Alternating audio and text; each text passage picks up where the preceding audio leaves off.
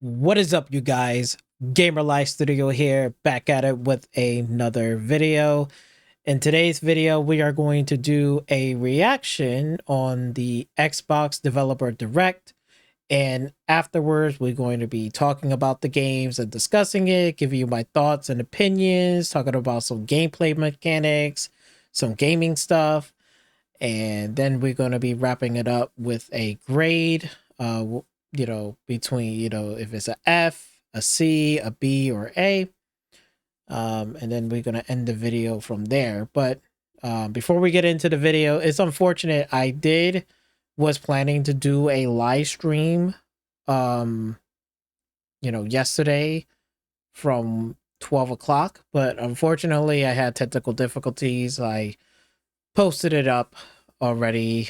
You can go see it for yourself, but long story short, I'm going to react to it again, and I'm going to with you, and then but afterwards we can actually talk about it, discuss about it, and everything else. So hopefully you guys do enjoy the video. Make sure you like, share, comment, and don't forget to subscribe to my channel, and let me know in the comment section down below.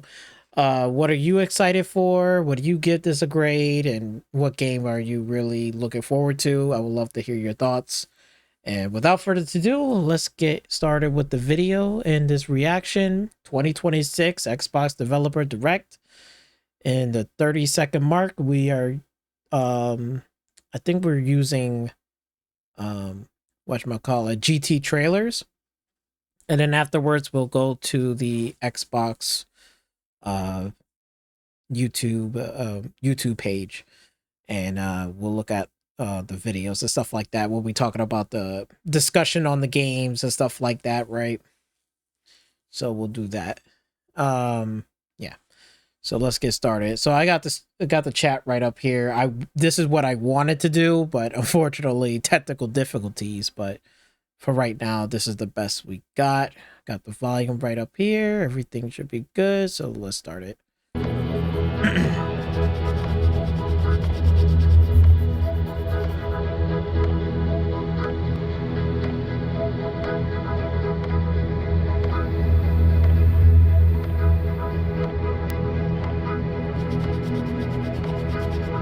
Tell you one thing, man, the Xbox is fucking cooking. But I gotta go see this again.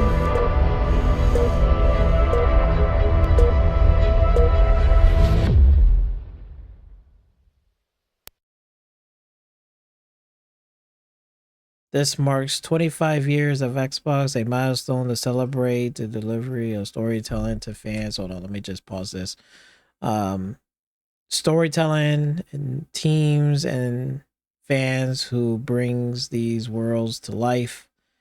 Let's take a closer look at some of the amazing games coming this year, straight from the creators building them. Yes, sir. Yes, sir. Um, all these games are shown today are available on day one with Xbox Game Pass, which is good. So I'm happy about that. I do got my PC Game Pass, which is great. So it's gonna be day one.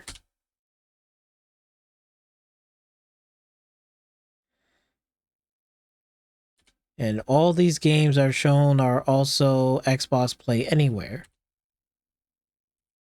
Buy once, play it on Xbox console, Xbox on PC, and Xbox Cloud with cross save and cross progression, which is a fucking W. Thank you, Xbox. I appreciate that. That's good. All right. Yes, I will.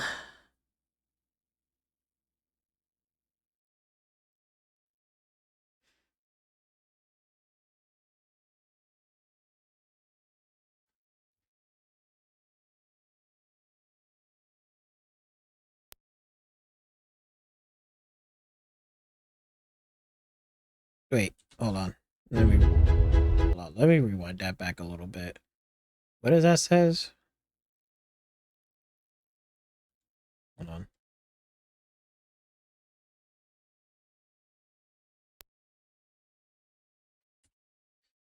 all games you are about to see are in development and do not represent the final product. I think a lot of people, when I saw some of the reactions to it, and they like, oh my God, like it tells you right here. It says, and I'm going to repeat it again. All games you are about to see are in development. They're still in development still. And do not represent the final product. Okay. Just want to make sure everybody got that clear.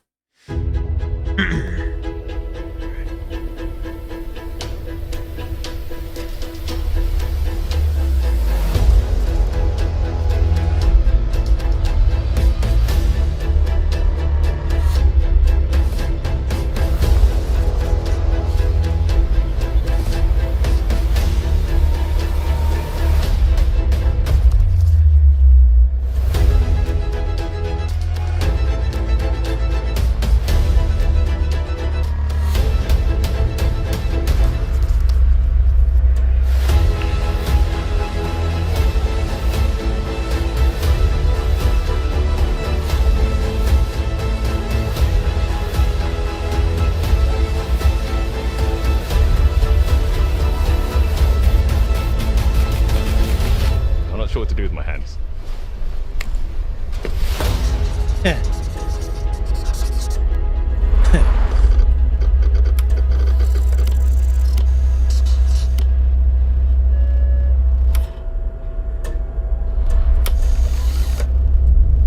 Okay, Playground Games.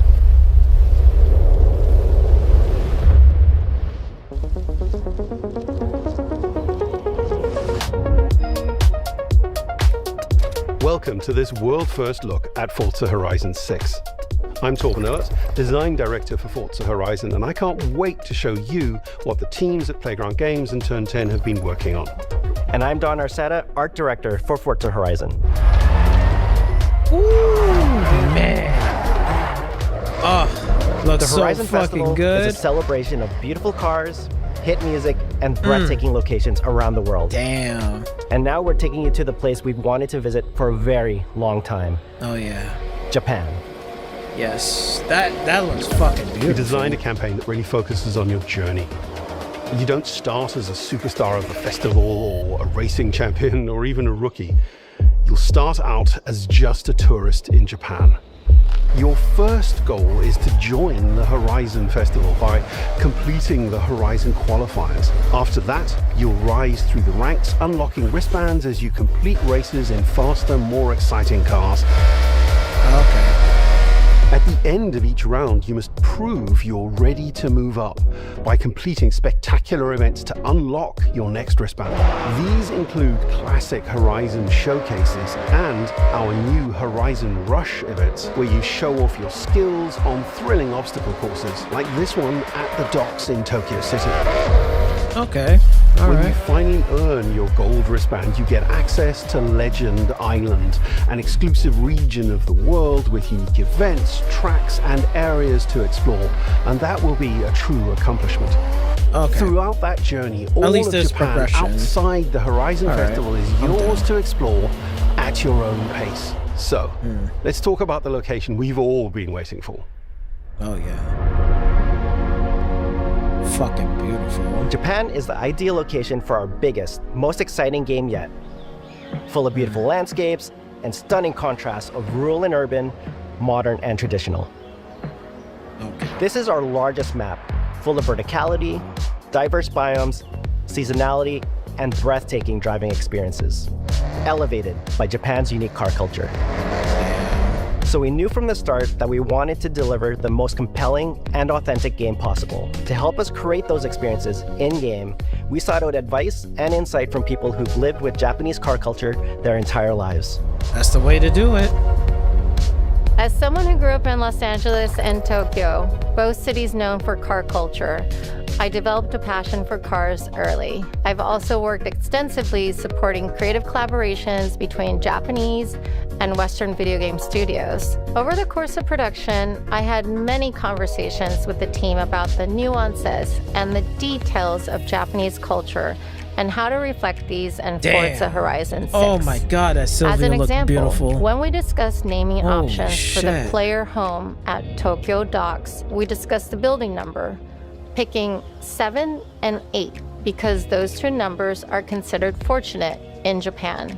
In fact, these numbers are also part of a well-known Japanese proverb, Nanakorobi Yaoki, which means never give up. When our team builds a Forza Horizon game, we focus on the essence of the place, what makes it special and unique. At the start of production, our team traveled to Japan to capture reference for everything. Time-lapses of real Japanese skies, photogrammetry of trees and geology, scans of Damn, roads this and shit looks buildings, fucking and things beautiful. as Wow, simple the as water wow, kickoff and the that way looks fallen really cherry good. blossoms respond to passing cars. From these references, we then work to capture the soul of those places, adapting it for Horizon's open-world gameplay. And since Japan is home to driving experiences unlike anywhere else, that process begins with the roads. Inspired by the C1 Loop, Ginkgo Avenue, and mountain passes, like Mount Haruna and Bandai Atsuma. Then we layer in the details around them, creating a world where every road leads to discovery. For this game, we've built our biggest urban area yet. Our Tokyo city is 5 times larger than anything we've designed before, with multiple districts, each with a unique identity. We work to create a city where every road, every corner, and every shortcut is fun to drive and a delight to explore.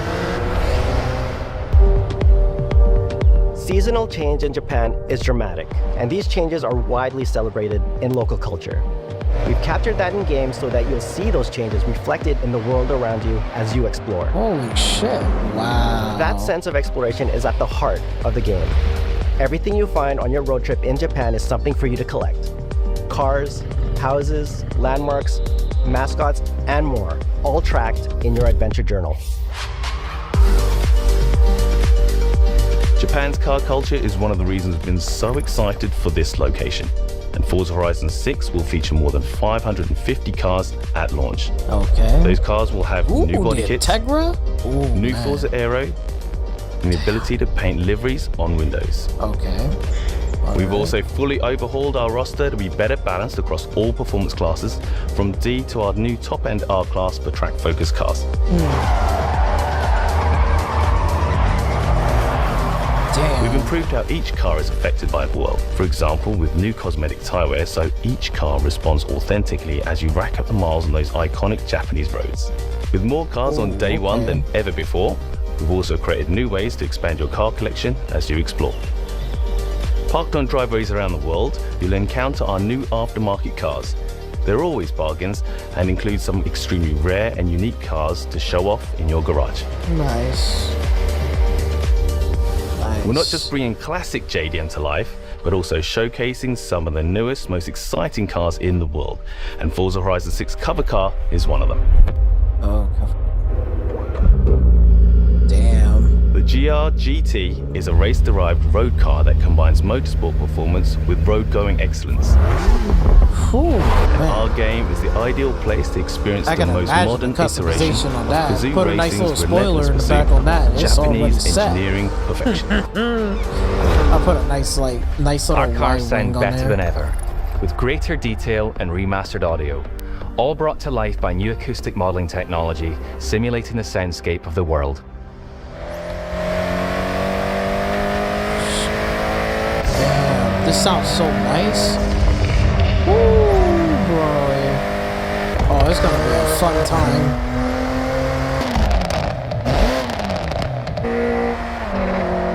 Oh, damn, they fixed that Type R, I'll tell you that much.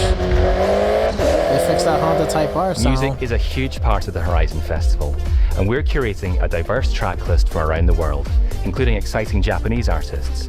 So you hope can it's choose Eurobeat. your perfect soundtrack, whether racing, cruising, or drifting.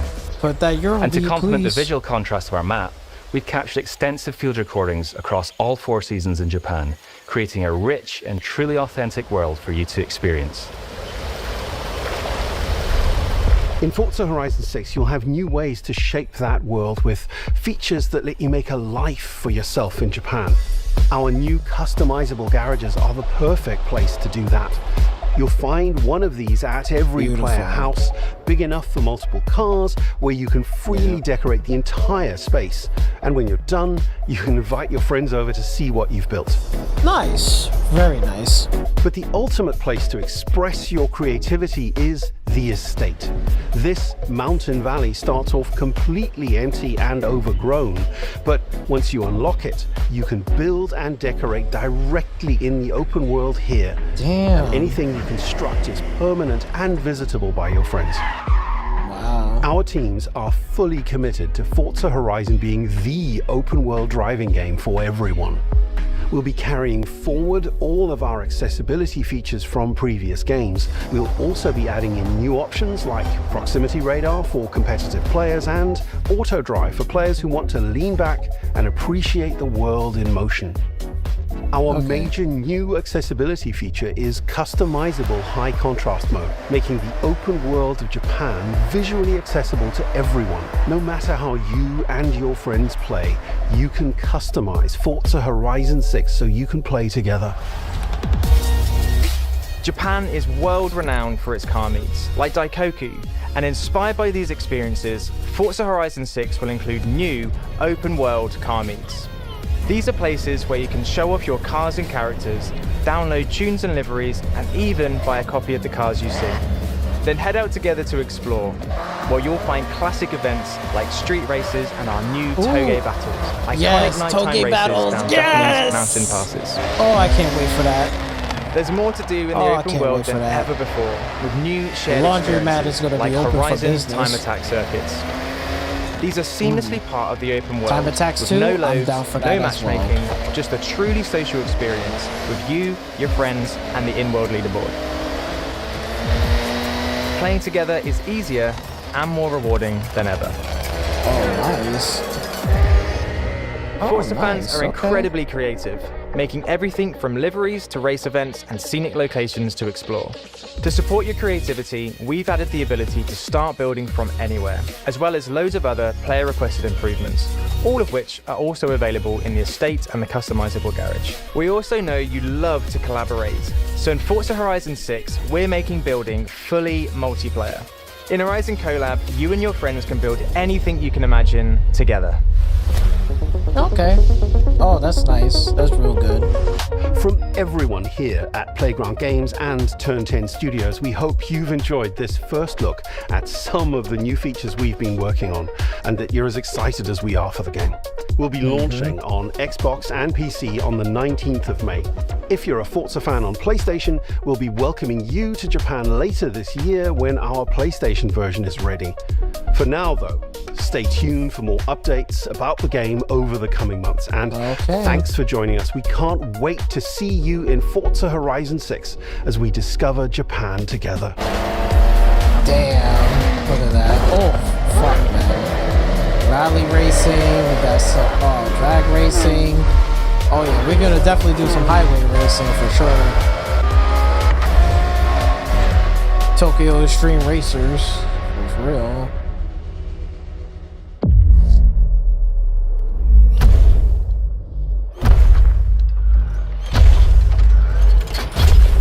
The fuck? Even a robot? Holy shit, we're gonna have some Gundams? God damn. Shit, you know I'm gonna be definitely pre-ordering that. They got my fucking money. And that's in May. That's like literally a couple months away. I'll be ready. I'll be fucking ready. Oh, Gang Freaks game? Huh. Okay. Let's see what they got for us.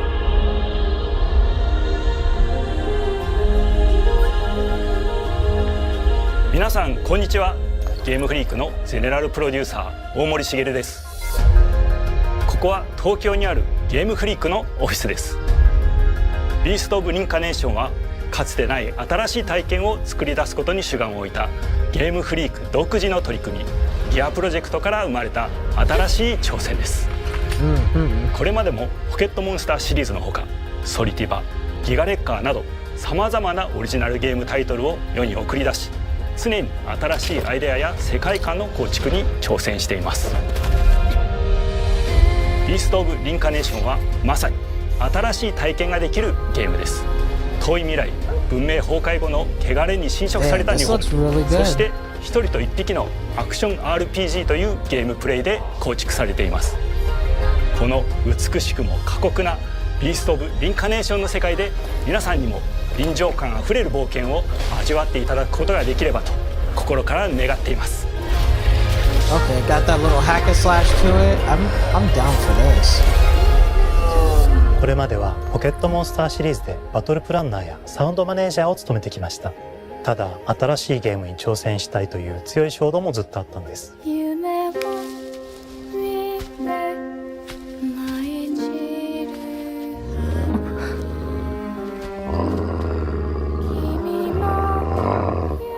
最初は黙々とそのゲームでやれる感覚を自分の心に問いかけることから始めていました。世界観もキャラクターもゲームデザインも決めずに、ただどんな感覚がいいんだろうと探っていました。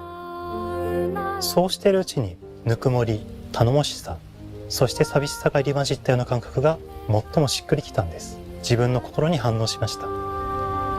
隔離された主人公エマとこの世界を一緒に旅していくぬくもりのある相棒クーもその過程で生まれました。古島からビースト・オブ・リンカネーションのコンセプトを聞いてとても興味を惹かれ、すぐに参加しようと心に決めました。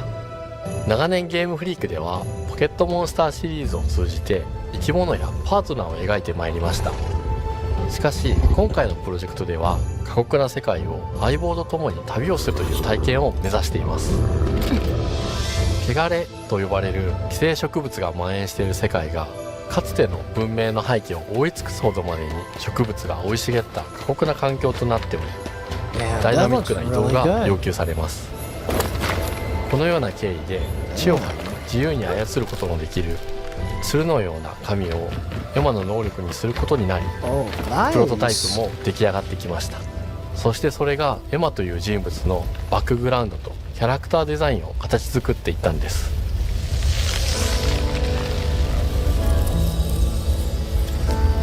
これまでゲームフリークは動植物や自然と真摯に向き合ってきました。形状を自由に変えられて武器のように鋭くなりつつも美しい、そんな中核となるモチーフとして植物を選びました。ただ単に美しい植物を風景で表現するだけではなく、遊びにも植物を取り入れました。しっくりとくるモチーフを見出し、ゲームデザインとモチーフを紐付けることはポケットモンスターシリーズの開発を通じて培ってきた重要なステップです。モチーフが決まった段階でコンセプトアーティストの幸田一馬さんご協力のもと、この世界のビジュアルを形作っていくことにしました。エマとクーの姿を思い描いた時、自然に支配される世界の舞台として日本がぴったりだと考えました。日本の昔から続く山々に囲まれた自然豊かな風景と SF が入り混じった世界をエマとクーが歩く姿を自然にイメージできました。さらに植物をモチーフとした重要な存在として植物と動物が融合した生物でもある腐植体も出来上がっていきました。腐植体のデザインは当時私が注目していたデジタルアーティストの森田裕樹さんにお願いすることにしました。世界の舞台を作ると同時にエマとクーの物語を作り上げていきました。ストーリーの舞台は西暦4026年の日本です。遥か昔に発生した汚れという名の寄生植物の影響で人類の大半が消滅した後の世界です。エマは腐植体を借り、その汚れを自分の体に封じ込めることができるという特別な能力を持っています。ただそれがゆえにエマは恐れられ、人々が住むコロニーから隔離され暮らしています。エマと彼女の相棒となるクーは日本の東の地で出会います。またそのクーの目的がこのゲームの謎の一つでもあります。名前は何だ？クーだ。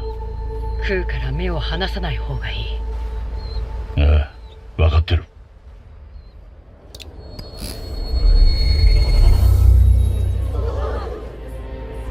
時後エマ、お前に輪廻の獣討伐の命を下す。都に迫る輪廻の獣を討伐するにはエマと空の力を強化していく必要があります。そのためにこの世界に存在する強力な腐食体主を討伐し、その力を取り込んでいくことになります。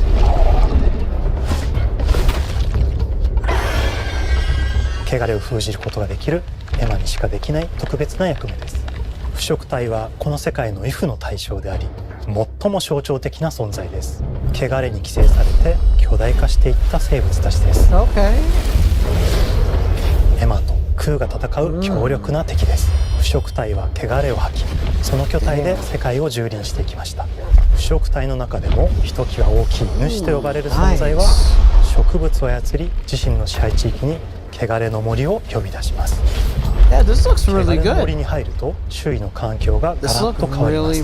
手強い腐食体が襲いかかり、プレイヤーの行く手を阻むのです。そしてこの世界にはゴーレムというもう一つの勢力があります。ゴーレムは過酷な世界を生き残るため、かつての人間が魂を機械の体に転送した姿です。2000年の間に凄まじい戦闘技術を身につけましたが、一方で魂は劣化してしまっていて暴走しています。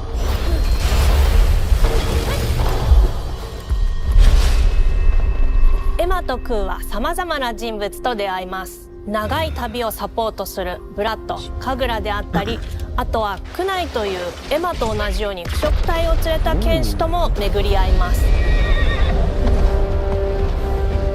とどめはきちんとさせる。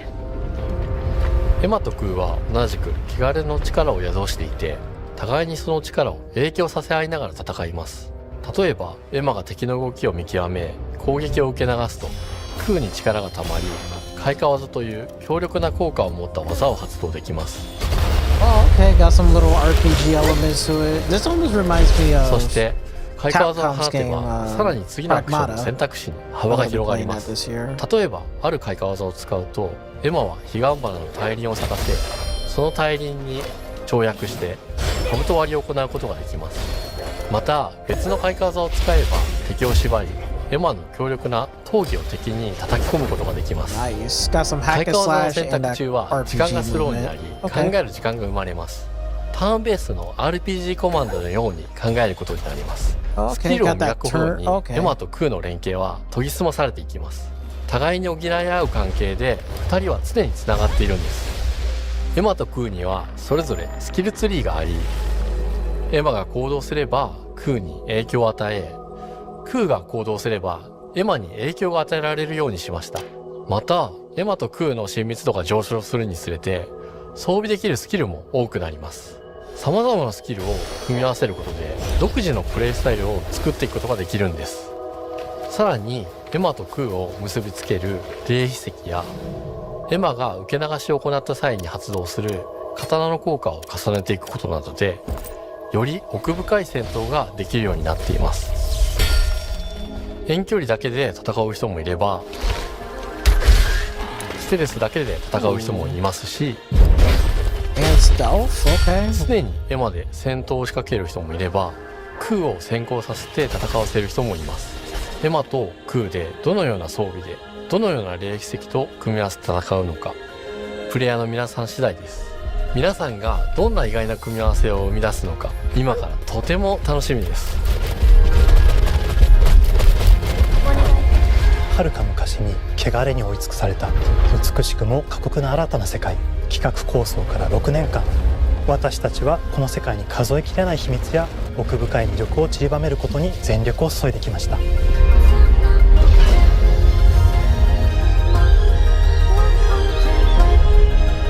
全てのプレイヤーの皆さんにビースト・オブ・リンカネーションの世界を体験していただける日が待ちきれません。本作は今年の夏 XBOX、PC、そしてプレイステーションでリリースされます。さらにビースト・オブ・リンカネーションは発売初日から XBOX ゲームパスでプレイ可能です。ぜひウィッシュリストにご登録ください。ゲームフリークが挑む渾身の新作、どうぞご期待ください。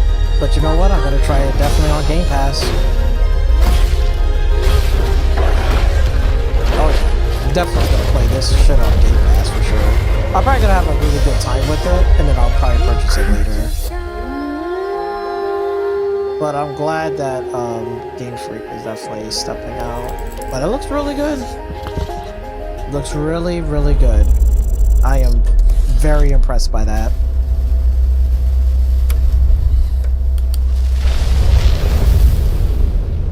Double Fine? Okay. It's not the, you know, some big surprise, but it's Double Fine. It's Double Fine.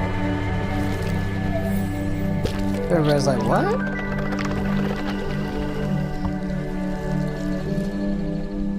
Oh, hello. I'm Tim Schafer, founder and studio head of Double Fine Productions. And this is Elizabeth Larkin, senior tools programmer and junior in-house ceramicist. At Double Fine, we try to take a little time every so often and create quick game prototypes. Anyone in the company can pitch a game idea, and we have a vote on which ones we want to try to make. We forget the projects we're currently working on, basically get amnesia, and we do this for 2 weeks. That's a fortnight. And we build a few of these experimental game prototypes. We call this process Amnesia Fortnight. We've had all sorts of great ideas come out of this process. Yeah. It's just like this clay. With a little bit of pressure and creativity, something interesting is created that wasn't there before. Our next game came out of Amnesia Fortnight. It's all about encouraging you to create with others. And then use what you create to destroy each other.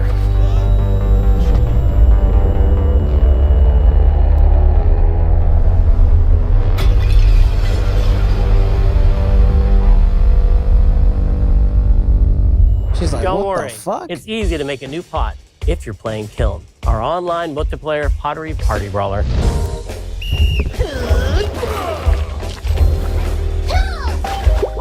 Oh, we're making pots? Hey, we're cooking in the pot. Cook in the pot. Pot, pot, pot. That's funny. Somebody said, what the fuck? We love to explore new and original ideas here at Double thing. Fine, alongside last year's Weird But Chill game Keeper, bro, featuring what? surreal and dreamlike exploration. Damn, what the hell is this? What Kiln the is fuck? the other side of that coin, bringing high Everybody's like, energy, what the expressive multiplayer action. Yeah, it's a pot game. You'll get a chance today to see how we're continuing to foster our spirit of creativity with this next game. Derek Brand spearheaded this pitch, and he's here today to talk about this fully realized Double Fine experience he's leading with his team. Kiln is a multiplayer party brawler, and is just as much about the act of trading with your friends as it is fast-paced competitive destruction. We built this game to respond to your creative design choices, you basically destroy pots. as well as your relentless cruelty to anthropomorphized clay pots. I upgraded my PC I've for spent my this. career as a concept artist, focused on coming up with unique characters and environments at Double Fine. But I also play a lot of action titles, which got me wondering, what would a game look like that included not just the cathartic element of destruction and action, but the equally cathartic act of creation I was familiar with as an artist? Somebody's gonna make a I plant stumbled on pot. the answer one day. What Or better be a solution than a pothead. pottery wheel? We wanted to give players the ability to create characters So out of that any means I can shape make Cuphead and to make in sure that this what you make has and a use charming, it and to animated fucking hit personality. You start off as a little helpless, naked spirit. You're not capable of much in this state. Thankfully, you are capable of manipulating clay, and a pottery wheel is the perfect place for the creation of a new body. And when it comes time for destruction, those shapes needed to translate into capable fighters. Pots that can compete in challenges in a way that only pots can. Our game mode, Quench, brings all of that together in a 4v4 combat party atmosphere. You and your friends need to balance your pot's shape and abilities with its capacity for carrying water into enemy territory. Here, you'll navigate through the environment with your team's unique creations. Avoid or destroy incoming enemy warriors. And of course, fill your pot up with water to ultimately douse the enemy's kiln and win the game. Got him once. Now keep at it. Okay. I know this is not a game for me, but this is for probably somebody else. Somebody would just fuck around and find out. With Kiln, we wanted to give players what we know they've always wanted from Double Fine. A best-in-class pottery sim, of course. With this strange concept came lots of design challenges, though, because it's a game about pots that have to transform into bespoke ceramic warriors. Oh, shit. We had to figure out how to make an art tool, a character builder, and a loadout system all together, while keeping the whole experience approachable for anyone, not just pottery masters. After many iterations balancing simulation with arcade-like simplicity, we landed on a design that lets you feel like a master potter who can easily make any pottery shape you could dream up, even if you've never seen a potter's wheel. It's weirdly satisfying. We've carefully married the clay technology with the behavior of the sculpting tools and controls to make sure anyone can pick it up in seconds. Refine it with sponges, shapers, and straight edge tools to get specific and make it yours. Wow. As you sculpt, you'll notice the game recognizing the different shapes you've made. It'll automatically detect when you're shaping things like cups, vases, bowls, and many more. So that means we had to ask ourselves, if I was a vase, and this vase that I just made was now my body, what can I, as a vase, do? Oh, crack of Every the vases. pot and kiln needs to have a core set of moves fit for a warrior. It's Xbox Mario Party? But to run, jump, attack, and roll. They also must have moves fit for a pot to fill up with water and then splash that water out. Each shape has its own unique way of performing these moves. That's Double Fine and because for ya. your shape matters, the animation team has taken on the challenge of bringing those different pot shapes to life in surprising ways. In addition to these core moves, each shape also has its own special attack, which we push to be the most fun and over-the-top moments in the game. Cups popping popcorn, bottles turning into swords, jugs blaring like megaphones, plates flinging pies. Everyone's shape is doing something different and exciting. Okay. Like again, this is probably not As for you me, fight but over this the is water probably on for the somebody battlefield else. and try to extinguish your opponent's kiln, One to go. you'll have to pay attention to each map's unique nuances. It's weird, but okay. Our mantra of shape matters carries over into our maps. We specifically everybody designed our gotta get maps to around and integrate with how you choose get to a nice play bowl of and what pot pot you choose to and, play as. So you'll see things like let's secret smoke it tunnels up that and only then fit we'll certain play some size pot. pots, We'll play some and of these pathways that pot are only traversable with certain shapes. AKA pot killer. You'll fight on fractured, floating pieces of ancient history, like an ancient Greek nightclub fit for Dionysus. It's even got a dance floor. Navigate Athena's giant strategic war map, inflating sponge warriors with water to rearrange the battlefield to your advantage. Fight in the Egyptian god Set's dingy punk venue, complete with a mosh pit where only one pot can emerge unbroken. Leverage your unique creations. Damn, you make a Everything snowman from your pot? size, your capacity to carry water, your speed to cross the battlefield, and other choices you can make will define how you want to approach your playstyle. Do you want a team full of large that's a cups, big pot. maximizing your dousing potential? Go back down, baby. Or a team of tiny ninja saucers ready to quickly smash up anything that gets in their way? Or a unique combination you've discovered that balances power and splashability?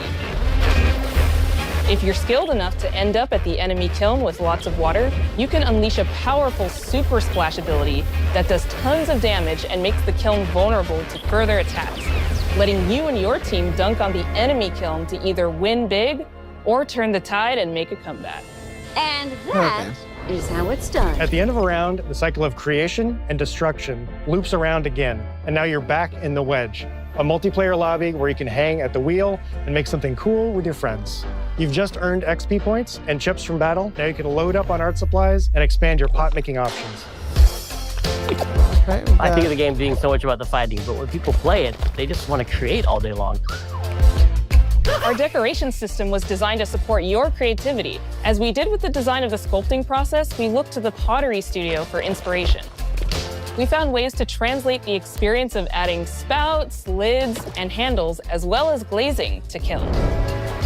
Every design choice we made ultimately serves the goal of enabling a near infinite range of possibilities. We can't wait to see what your favorite designs are. It's all about my pizza party themed small jug. It becomes a drill that can dive under enemies, and it pops up with a special delivery of destruction. Damn. I love a medium jug, a simple handle, a 2-layer watermelon glaze, and I'm ready to bring the good vibes into the chaos. My favorite is the large vase. It has a UFO-like animation, and it's great for team defense and protecting your Bix. Hands down, the best pot shape is a small bowl. It's perfect for sneaking past enemies. Plus, its ice cream theme special is so cute. One of my favorite warrior pots has to be the medium base. It's decently fast for invading enemy players and matches. The decorations really make it shine. A curved elbow spout, Cupid's handle, some spiked charms with a rainbow glaze, and one butt sticker. You can't go wrong with butt stickers. My favorite pots use the absolute most material possible to make the biggest pots possible. I call it tiny. Oh my God. Whichever pot you decide to create, whether you're a budding artist or a seasoned gamer, you'll be fulfilling your pottery power fantasies when Kiln launches in spring 2026 on Xbox, PlayStation, and PC. This is just the beginning of the Pottery Party as we bring regular updates throughout the year with expanded decorations, new activities and game modes, and much more. Creating is more fun together, and we'd love your help sculpting this experience. Be on the lookout to throw down with fellow Double Fine fans and join the Double Fine Action Insiders for an even earlier look and a chance to play in our closed beta very soon. You want me to say it 5 times? That's mean. Am I supposed to? Okay. This game is called Kiln, an online multiplayer party brawler, online multiplayer party brawler. I'll never do it twice. Okay, I can do it again. Online multiplayer party brawler. It's getting better. Online multiplayer party brawler. Online multiplayer pottery brawler. Oh my God. That's cute, but it ain't for me. But all right. Well, it's Double Fine. I can't really say shit about them. They always make these fun little quirky games. So, all right. Now we got Fable. Let's see what we got cooking here, Playground. Welcome to Playground Games, where I'm thrilled to share our very first deep dive into a game we've been making here for a really, really long time. Fable.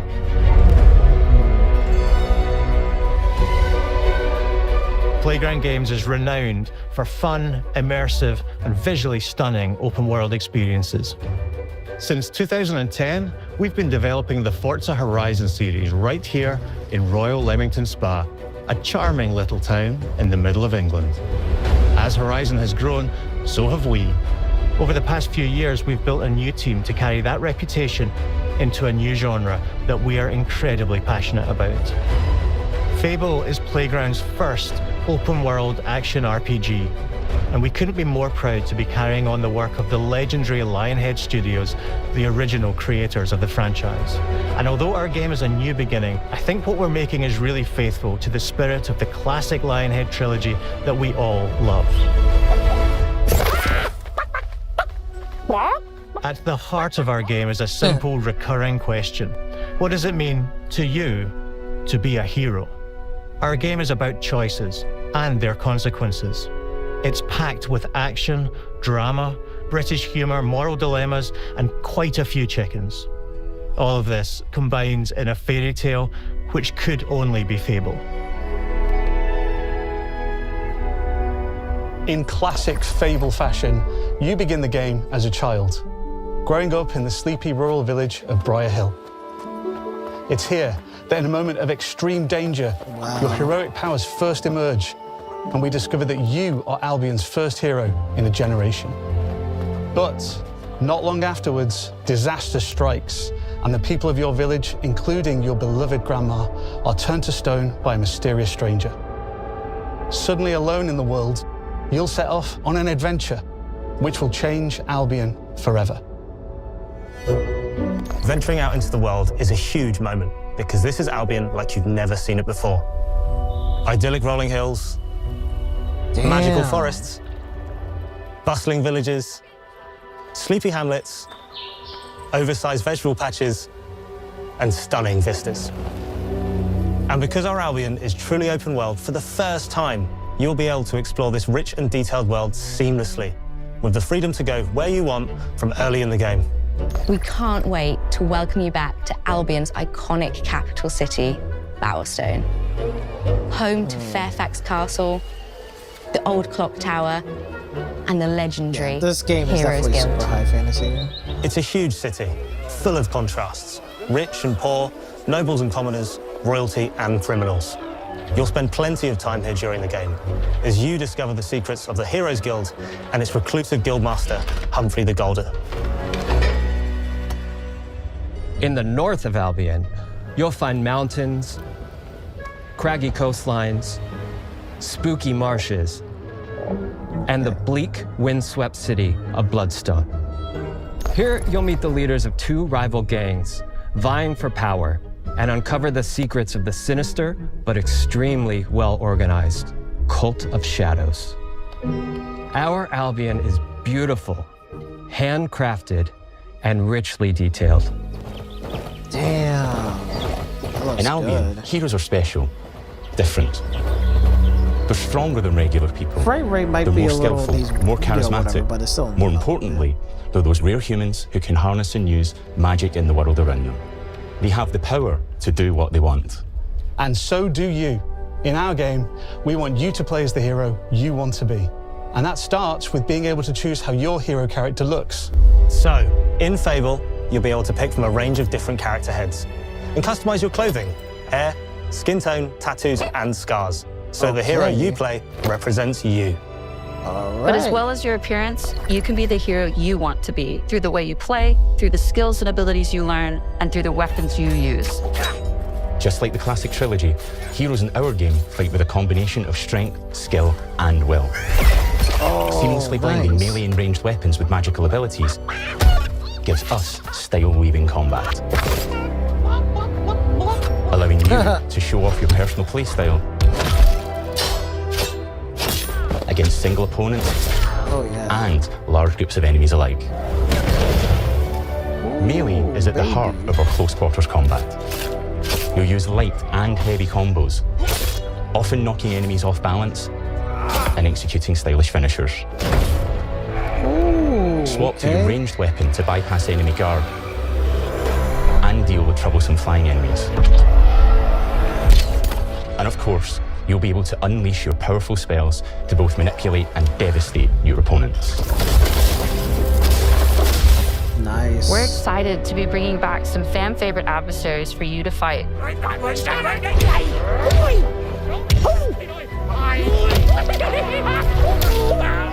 Hobbs are back, as are Balverines, Hollowfolk, and Trolls.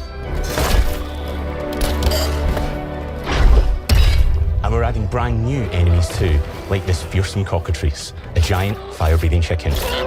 Each enemy family is different, with their own weaknesses to exploit and defenses to overcome. But with all the unique tools in your combat toolbox, how you defeat your enemies is up to you. Nice. Crispy chicken. But there's more to being a hero in Albion than fighting. So much more. Damn, that shit looks really good. When we talk to people about their favorite memories of the original games, so many of their stories were about the stuff you can do when you weren't just being a hero.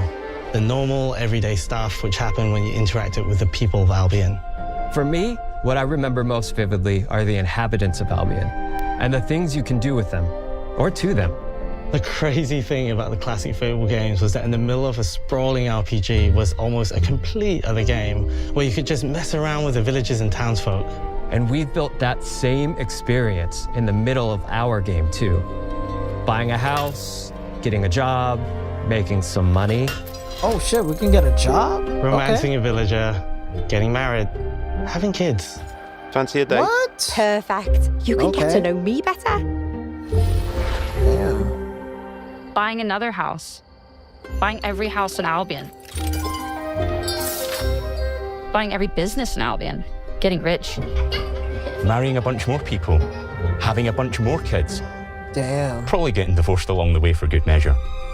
And this game within a game is unique to Fable. It's systemic, interconnected, and you see the ripple effects of the things you do everywhere you go. That's nice. And all of this revolves around the people who live in Albion, who we call the living population. There are more than 1,000 of them, and every single one is unique. Each of them has a name, a role, a daily routine, and their own personality. You could follow any one of them for a day and just watch them live their life. They'll get up, go to work, spend some leisure time on hobbies, then go home to bed. Okay. But what's even cooler is that you can talk to every single one of them in fully voiced conversations and interact with them in loads of different ways. Maybe the job they go to is working for you because you hired them to work in one of your businesses.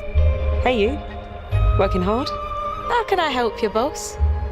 Maybe the bed they sleep in is in a house you own because you're the landlord. Or maybe their bed is on the street because you evicted them. All right. Damn. Oh, it's you. You're awful. And all of the stuff you do affects what they think of you. You're a legend. Because everything you do builds your reputation. Very impressive. Oh, that's nice. Now that's an hero right there. Morality has always been super important to Fable. That tension between good and evil underpinned all of the original games. And morality is central to our game too. But we have a slightly different take on it. For us, morality isn't black and white. There are lots of grey areas. And importantly, morality is subjective. No two people see things exactly the same way. And that's how it works in our game too. Everything you do earns you a reputation. And every person in Albion will have a different reaction to you as a result. Hello there. Yeah, we get it. You're rich. They'll remember things you did directly to them, they'll love you or hate you for the choices you make, and they will always tell you why. Although, usually from a safe distance. Our game will never judge you, but the people of Albion will, loudly. Imbecile. Your reputation is created by the choices you make, and you are going to make a lot of them. Big choices, little choices, moral choices, and some choices that will actually change the landscape of Albion for the rest of your game. We call this idea, your choices change the world. Let's give you an example. Early in the game, you'll meet a character named Dave, an egotistical gardener in a rural village who discovers a magical growth formula. He accidentally turns himself into a giant and becomes a big problem. It'll be your job to deal with him, and ultimately it will be your choice whether to kill him or to spare him. If you kill him, his giant corpse will lie on the farmland just outside of town for the rest of the game. And that is going to affect house prices. It will also affect what a lot of the villagers think about you. Especially Dave's sister. In Fable, the choices you make will define you. What does being a hero mean to you? At Playground Games, we've built a pedigree for beautiful, immersive, open-world experiences. Yes, they've typically involved sports cars, but this is a passion project for all of us here. Every member of this team, which we've built from scratch, has two key things in common: a deep love for the franchise and a burning desire to bring it back. We're making this for Fable fans just like us, but also to introduce Fable to gamers who've never played the series before. It's been great to finally tell you a little about the game we're making. There'll be much more to share as we get closer to our launch. I'm excited to tell you today that Fable is coming to Xbox, PC, and PlayStation in autumn 2026. Yes! From all of us here, thanks for watching. Okay. Autumn 2026? Okay. Damn. I'm excited. Yo, what the fuck, man? Damn, they really knock it out the park.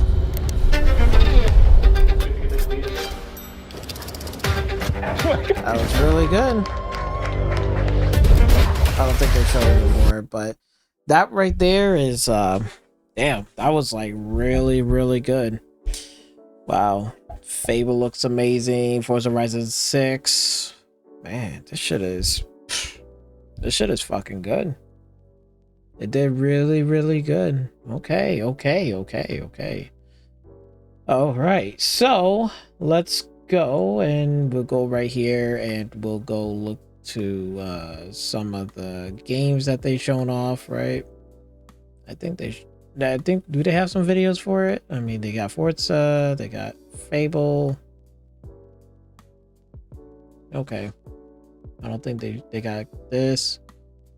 Did they have Beast Reincarnation? No, they don't got that, so we're gonna have to go back for that. Okay. All right, let's go here. Nope, that's not what I want. Creating a Okay, well, creating a world where and we'll mute this. All right. All right, so let's go back and discuss some of the games that we just seen, right? All right, so first thing first we seen is definitely Forza Horizon 6. Now, to me, this looks absolutely excellent. It looks very, very good. I am super excited because it takes place in Japan, and you know what I am about, right? There's no secret, because even in my channel, I am a huge fan of Initial D. You know, Initial D was like kind of my entry ray, but you know, even way before that, I've been loving cars and racing. I had Hot Wheel cars when I was a kid. Growing up, I think Initial D really changed my racing perspective, like seeing that anime, watching it.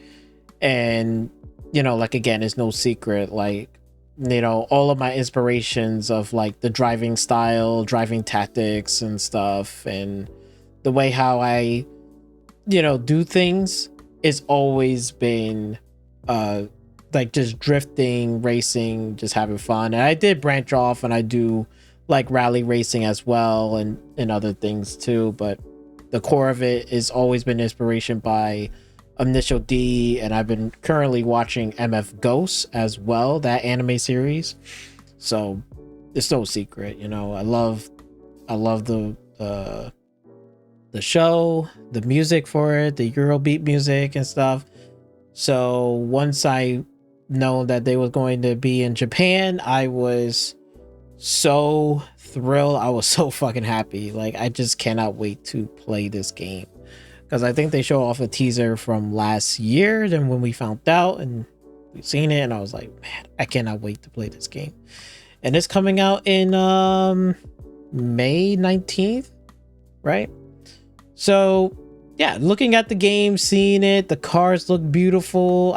They really put in a lot of work. I think this one is much more grounded than it was in Forza Horizon 5. I think Forza Horizon 5 is like more colorful pop and stuff.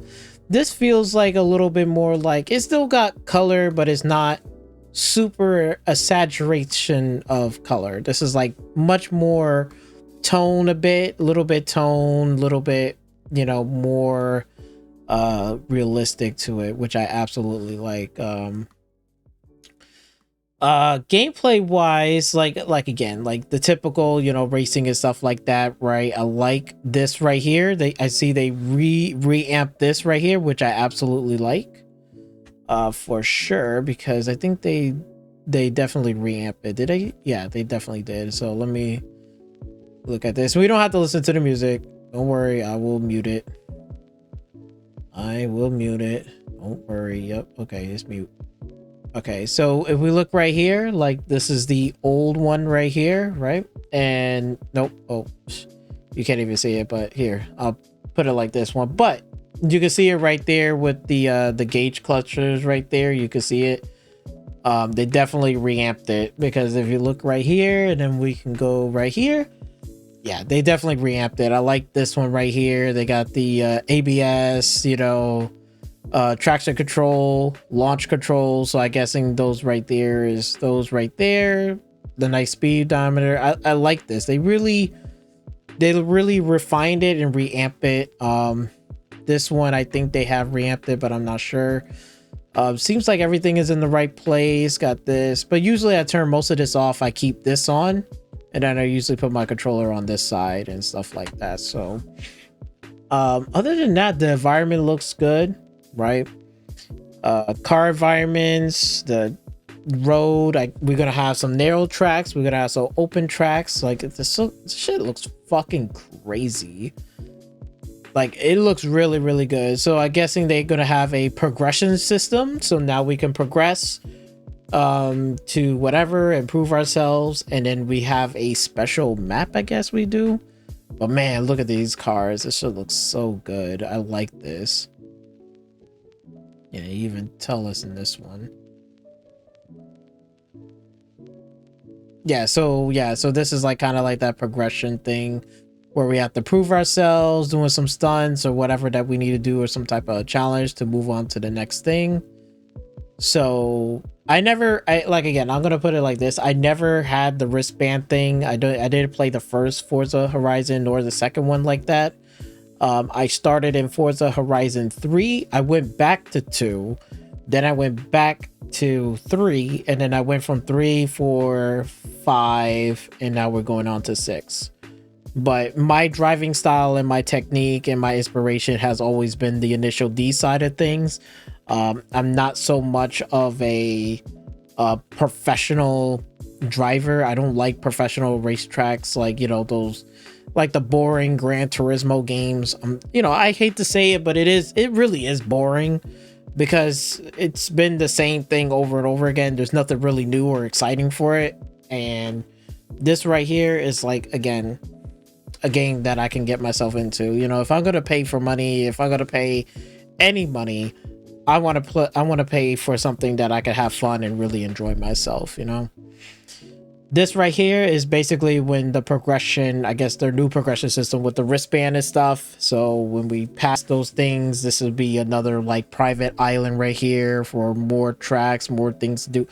See, I cannot wait, because then this way I'm gonna go to this island. I cannot wait, bro. This is gonna be like my nice area for the legends, for, you know, people. I can't wait. I'm not gonna rush for progression. I'm gonna just take my time like I usually do and progress what I'm going to do. In racing, I usually take my time, because I usually will get used to the cars, tuning up the cars, testing out the tracks and the roads, getting the feel for it, making sure that my car is in a good state of balance. You know, I like my car to have balance rather than just be all about drift and all about grip. I usually have it right in the middle, so then I can drift at will in a snap of my fingers, like a light switch, rather than trying to go back and forth. So, but this is cool. So I'm really excited for this. It's just another unlock area right there.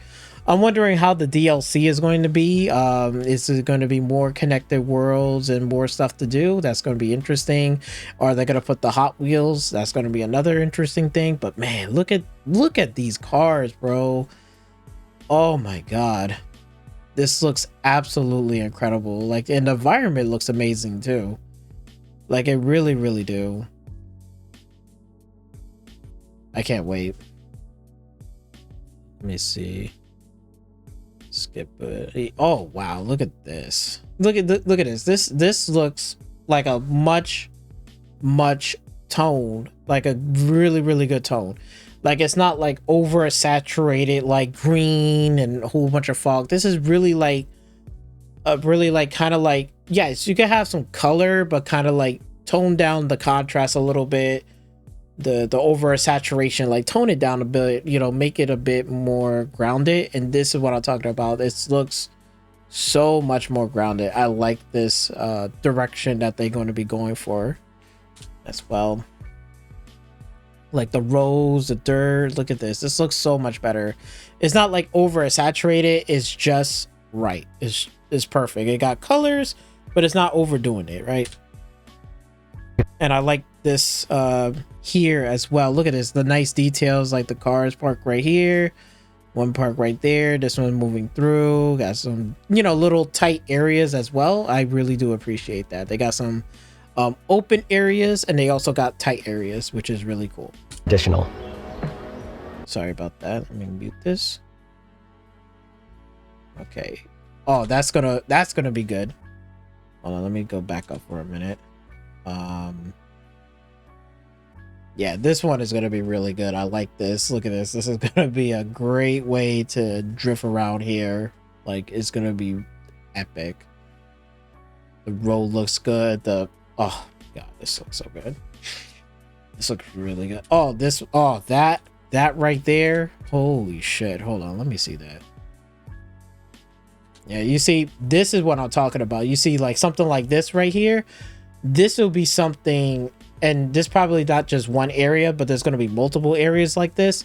But this is where I'm definitely going to be spending the most time to really get the hang of, like, really drifting, getting control of the vehicle, you know, really getting the hang of it. You know, I've been doing it since Forza Horizon, all the way back to like 3.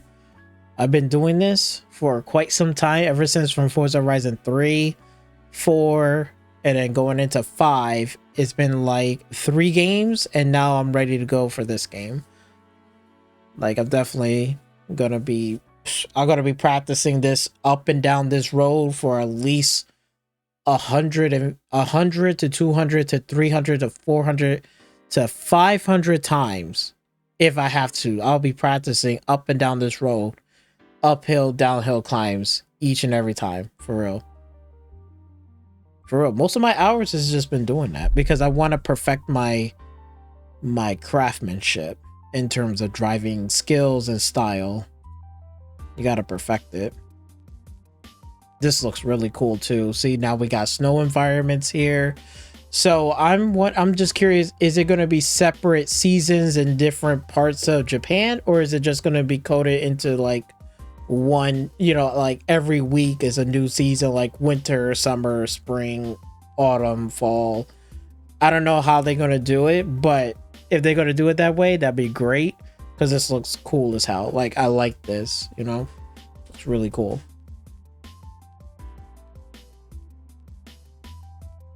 Yeah, the Civic.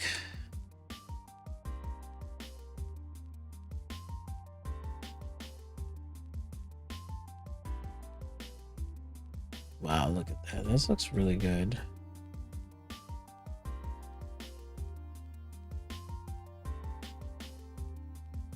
Wow, look at that. That right there. Oh my god, that is beautiful. That is beautiful. That is really nice. I like this, you know, right? It's nice detail, you know, billboard stuff like this. This looks really, really good. Look at that. That looks so good. Oh wait, we can get a little bit of that map. Let me see you. All right, so we can see right here, this is another like winding road a little bit. Oh, but this is something interesting too, because we can see here, right? I'll put this down for a minute, but if you look right here, you see now it's like ABS and launch control. So this one doesn't even have traction control. So it's interesting that we're seeing these details right now. We see right here, we got another like little windy road map. Oh, I cannot wait.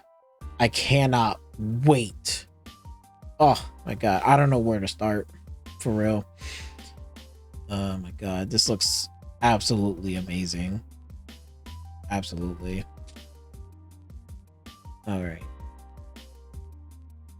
Ooh, wow, man. Oh baby, I am so excited. Yeah, got your little off-road vehicles. Look at that ground. The ground, like this is what I like about Tokyo, Japan so much, because of like elevation climbs, tight roads. It's so good. It's so intense. Like it just looking at this looks so good. This looks really, really good. Look at that. And they actually gonna put in a full highway system. Yes, we're definitely gonna be playing this all day. Yo, we can basically play Tokyo Extreme Racers in Forza Horizon 5, really. We could play Need for Speed Underground in this game. We could play Tokyo Street Racer in here. We could play Initial D stuff like you know, toge battles and shit. This is gonna be some fucking crazy epic shit. It's like so much is unreal. Look at this. Bro, that is sick. Hold on, let me see that. This looks fucking cool. That is sick. I like this. Oh, I can't wait. Oh my god. I can tell you one thing for sure. Like, everybody's gonna definitely pick a mountain path to really practice and hone their skills. That's for damn sure. I'll tell you that much. Like, for real. Like, look at that vegetation, man. This looks really good, bro. Man, look at that. Look, this looks really, really fucking good. This looks really good. Oh, look at that. Oh, that looks so good. Just seeing the Porsche and the whatchamacallit, Mercedes Benz. I don't know if it's the AMG. Like, yo, just racing like this. Oh, so much fun. So much fun. This looks incredible. They did a fantastic job. Like, look at this. The train station, got the buildings right here, the festival stuff, right? I don't think you're going to see a whole bunch of people like walking in the streets, because then you're going to be like running over crowds and stuff like that. I don't think they're not doing it like that. This is not like a, because I know a lot of like diehard like Forza Horizon fans. They want to see people walking all across the street, doing all that stuff. They're not going to do that, because like, again, you're just going to basically run over and kill people. They don't want that in the game. So they wanted a more organized event. But again, you see people right here just, you know, enjoying the festivals and stuff like that. So yeah. You know, not that much cars on this road. Again, I don't mind like traffic goes up and down a bit, but hopefully they will kind of keep that traffic, you know, kind of like steady. Got traffic going up, got traffic coming down. You know, maybe certain times of the day and stuff. You know, like there might be a lot more traffic in the daytime and a little less traffic at night, or in like towards like the afternoon. That'd be something. But yeah, look at this. This looks incredible. Wow. They said the downtown area is like so huge. Look at that. This looks amazing. Oh my god. They really did this some justice.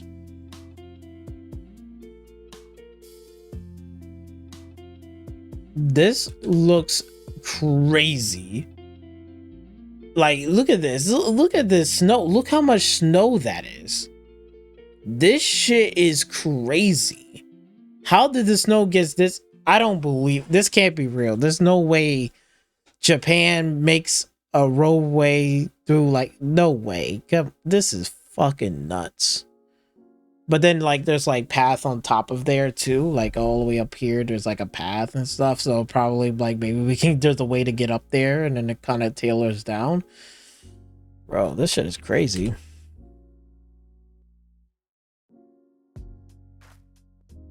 Oh, that's nice. Yo, this is beautiful. Oh my god, I could take screenshots of this. Oh man, that looks beautiful. That looks good. That looks real good. No, there's gonna be so much photos in this game. There's gonna be so much footage and photos from this one game right here. I'm telling you right now, shit gonna be so much. All right.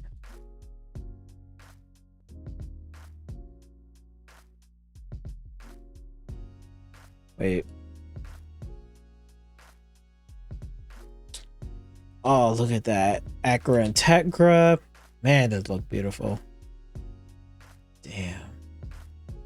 Now we can put like actual like things on our windows now, which is cool.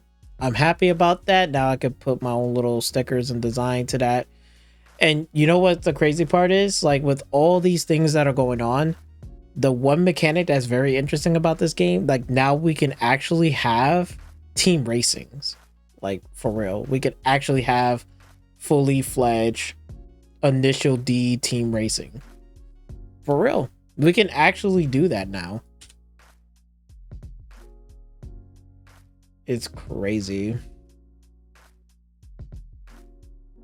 Damn, that looks so good. Holy shit.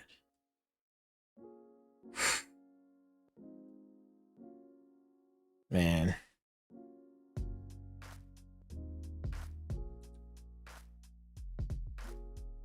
Oh, got the tire treads like that over time. Oh, that's nice. That's a nice little detail. I like that. I like that.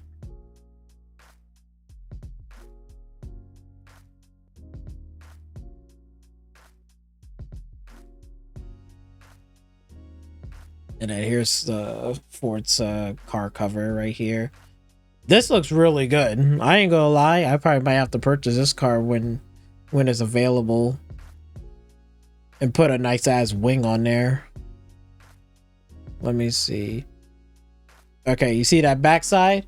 That backside? Yo, I swear, they need to make sure they put a nice wing. Cut it right there. Oh, beautiful. Everything else you don't even need. You just need a nice wing in the back. All the way across from that fender to there. I'm fucking good.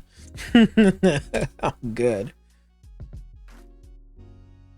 Oh yeah, this is the sound design right here. We gotta listen to the sound design for a minute. Because this shit sounds amazing.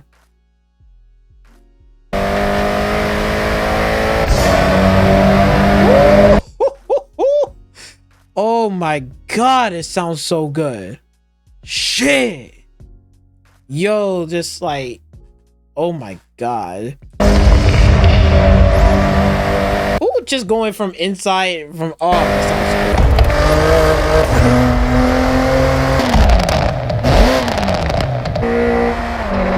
good. Yeah, they definitely fixed that Honda for real, because that Honda Civic Type R did not sound good. I thought, because it didn't sound good in Forza Horizon 5, right? Over here, they did that shit with justice. It sounds really, really good. It sounds fucking accurate, which I'm very, very happy for real. But man, them sounds sound so good. Hold on, we gotta rewind that back, baby. We gotta rewind that back. Hold on, let's hear that again.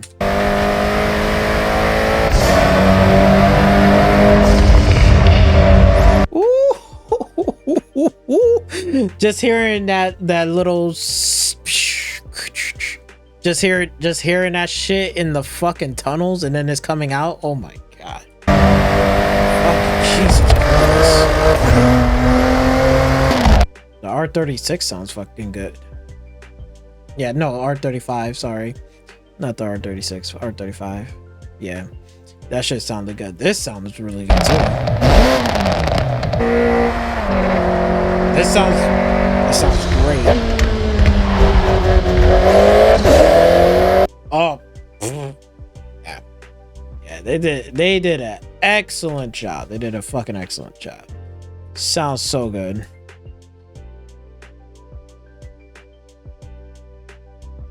Yeah, this is all that.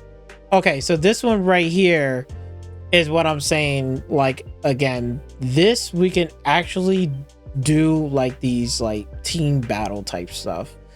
Like, since we're doing like toge racing, and usually when you have toge racing, they usually will have like 4 to 5, 6, 7, 8 people following you, you know, if you want to be a part of their team, their racing team on the streets.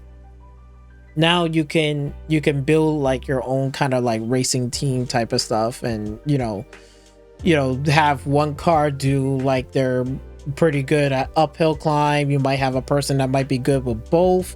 You might have one that's just good with just downhill climbs, you know.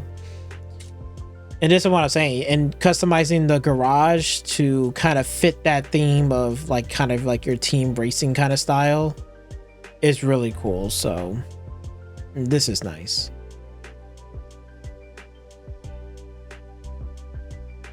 Like, you see, like this right here, I don't know what this is, but hey, if I can build a headquarters for my team racing, or somewhere they could say, hey, we could practice here, we could practice tuning and stuff or whatever, like the headquarters is here, you know, we can get together, have a meeting here, figure out a plan. What do we want to do? What do we want to bring?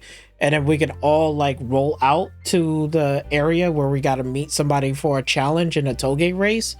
Yo, this shit will be so fucking epic. And it's going to finally come to fruition now. Like, all right, if I had, hold on, I gotta springboard this real quick. I'm sorry, but to show you what I'm talking about, it's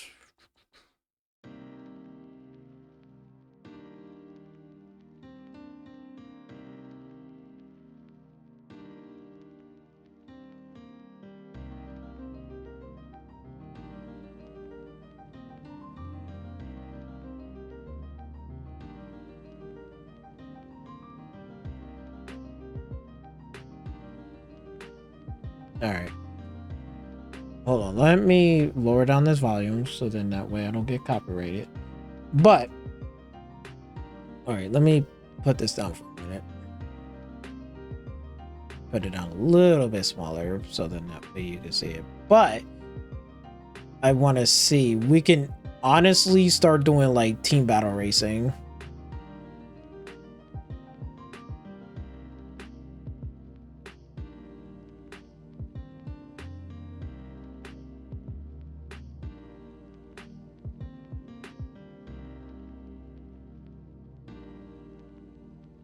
You see, right here, this is what I'm talking about. You see how like this right here, we can finally get team battle racing, like where like one group of team on like Forza Horizon, like whatever group or whatever their team name is going to call, like the Speed Stars or whoever, they can put a sticker and tag on the window, because we can put it on our windows, we can put it on the side of our bumper, whatever. And then we can have whatever car that we want, right, that you're good at.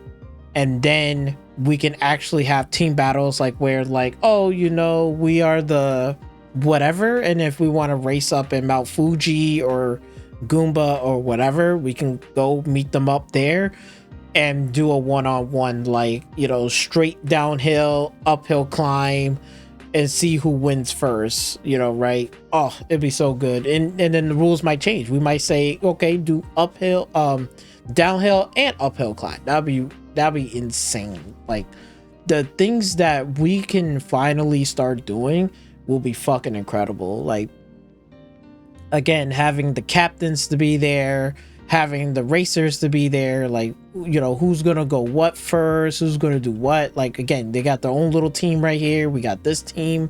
This will be so incredible, especially since it's going to be here in like Forza Horizon, you know, Forza Horizon right here. It's going to be fucking insane. I'm telling you right now, this shit is going to blow up, and I'm so happy for it. I'm so here for it. I am so here for this. This is incredible.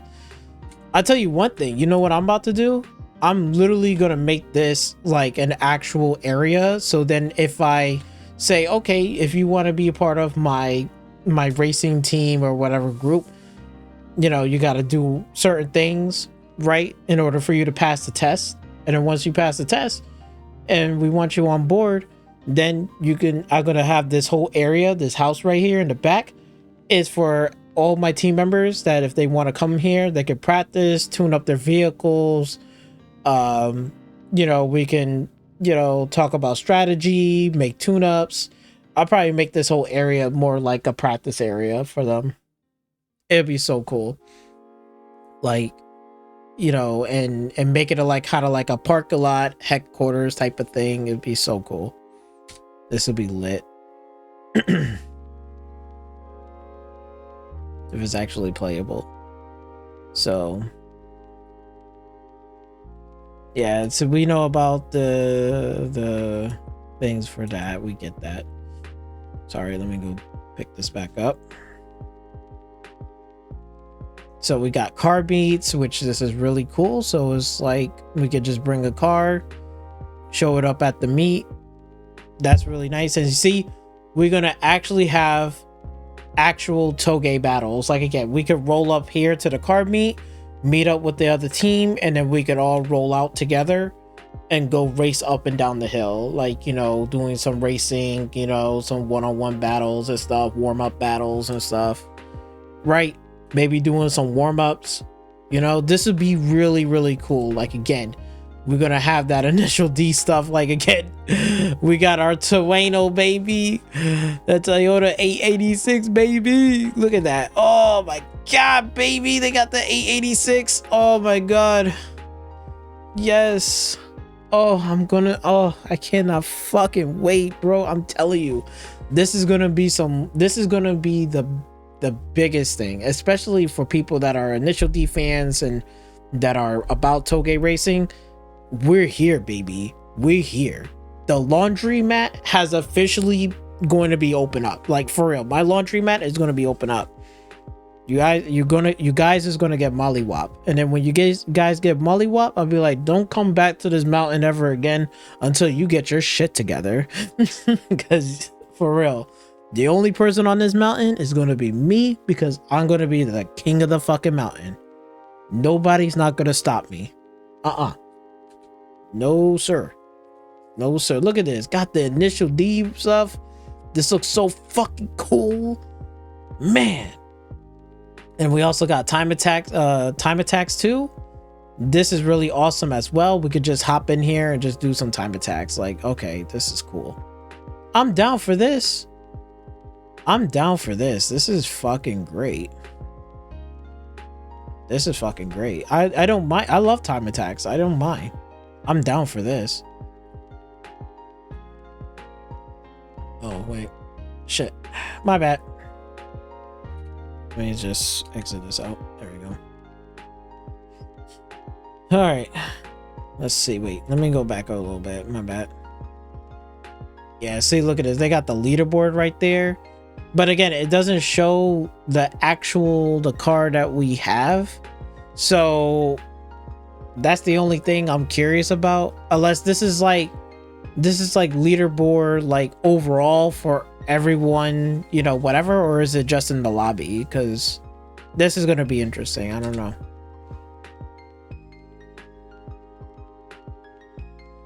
Look at that crazy ass design. Holy shit. Look at this, making all these stunt tracks right here. Yeah, it's gonna be wild. Look at this, making a whole damn fucking resort. Holy shit. Wow. That's in oh yeah, this is Forza Horizon 5. Holy shit. But yeah, they're gonna make their creation comes to life.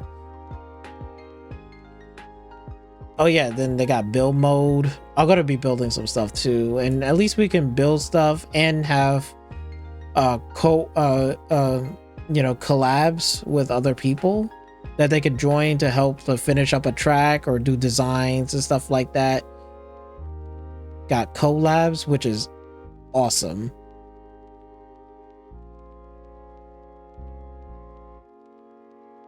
Damn, this shit looks really good. Look at that. Oh my god. Yeah. Oh yeah, look at this. Bro. This shit is gonna be insane. Look at this. Nighttime on the highway, Tokyo Extreme Racer in Forza Horizon 6. Bro, this shit. Man. They already got my fucking $100. Speed Train, and then this fucking monstrosity. Oh my god, this is a Gundam. Yo, this is a goddamn Gundam. They have a goddamn Gundam. We gotta go up against a fucking Gundam. We're gonna be racing a Gundam. Like, oh my god, this is crazy. Somebody said Transformers. No. See, Transformers is the United States. Okay, you know, but a lot of people don't know this because the West is like so, like, they're not culturally, you know, they're not well cultured, But that right there, ladies and gentlemen, what I just see is a fucking Gundam. I tell you one thing, I know one thing for sure. Great Guardian be like, I love racing. Like, I love racing, I don't mind. But he also likes Gundams too. Yo, Great Guardian is about to fucking have Great Guardian is about to put, he's gonna have a big ass smile on his face as soon as he says, oh shit, we're gonna have mechs in this bitch. He's like, yeah, I'm there. he said, say less. Say less. I'll fucking be there. Trust me, that's not, and he even gonna correct you. He's gonna say, no, that's a fucking mobile suit. That's a fucking mecha. That's a fucking Gundam. Okay, that ain't no goddamn Transformers. Are you fucking crazy? This ain't no fucking rock'em sock'em robots. That's a fucking Gundam. It's insane, bro. All right, they got it. And look at the cover. Oh man, that looks so sick. Damn, cover looking good.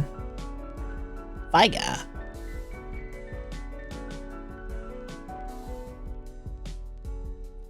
And is on May 19th, 2026. That's nice. All right, let's go to Game Freak's game. Now, this one is really, really good. And I like this one, okay? A lot of people have this thing of like again, I was watching a couple of videos, right? And I guess you know, our favorite, you know who are the clown, these grifters, right? They said that this game looks bad, it looks terrible. I'm like, Game Freak who makes that shitty ass Pokemon game? Look at this. I see everybody in this studio is so fucking happy to make a new game. Look at this. Does that look like a person that's like sad? He looks fucking thrilled to make a new game. He said, bro, I've been making this fucking shitty ass Pokemon game for the last 20 fucking years. When the fuck am I gonna get a break? He said, look, boss, I'm tired. I'm tired. Okay? They're fucking thrilled to make a new game. And I'm sitting there saying, you know what? Good on them. And let me tell you something. This shit looks good. This shit is not a Dark Souls game. And that's one thing I can say right now. Because I watched the Gangsta a little bit of his live stream. And he says like something like, oh, well, this game is like a Dark Souls game. I'm just telling you, I'm just letting you know to correct that. This is not a Dark Souls game. This is an RPG hack and slash type of game. This is not like a Dark Souls game. You know, a Dark Souls game will be more like, it's dark, it's gritty, it's scary, you only got one life to live. Like, this doesn't look or feel like that at all. This is like a hack and slash with RPG elements, which it looks really, really good. And then you can see right there, he's gonna mention Pokemon, but for Christ's sakes, I am so happy that the Pokemon studio is letting them say, okay, Game Freak devs, go do whatever you want to do something different, make something out of, like, you know, away from Pokemon, you know, create, you know, get their brains and their exercise moving, you know, be more creative, more fun. So other than that, I seen the game and I seen a bit of the gameplay right here. This looks really good. I got no problems playing this game. But if it comes, and it's gonna be coming to Game Pass day one, I'm definitely gonna be downloading this game. I'm definitely gonna be downloading this game and playing it. You know, will I make it into a Let's Play? Maybe. You know, if people are interested. But most likely, I'm probably just gonna play it and upload some gameplay footage of it and me just enjoying the game. Like, yo, it looks really good. I like the character design. I like. So far, it looks really interesting. It looks good. It looks a lot different. I'm down for this. Again, the monster design looking, you know, very much different. I like this. Got the wolf right here. Female protagonist. I know it's like a lot of people might get bummed out by that, but I don't mind. I can play with a female protagonist as long as she looks good, and she looks good, which she does. I'm down for it. I am down for it.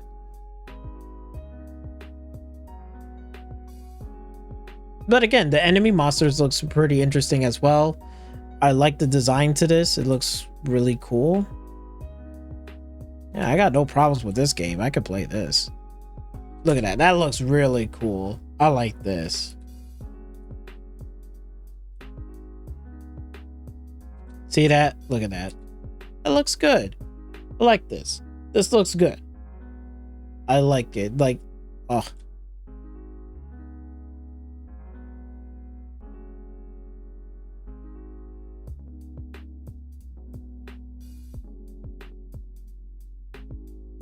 Oh yeah, I'm down for this. Look at that, the world, man. I'll tell you.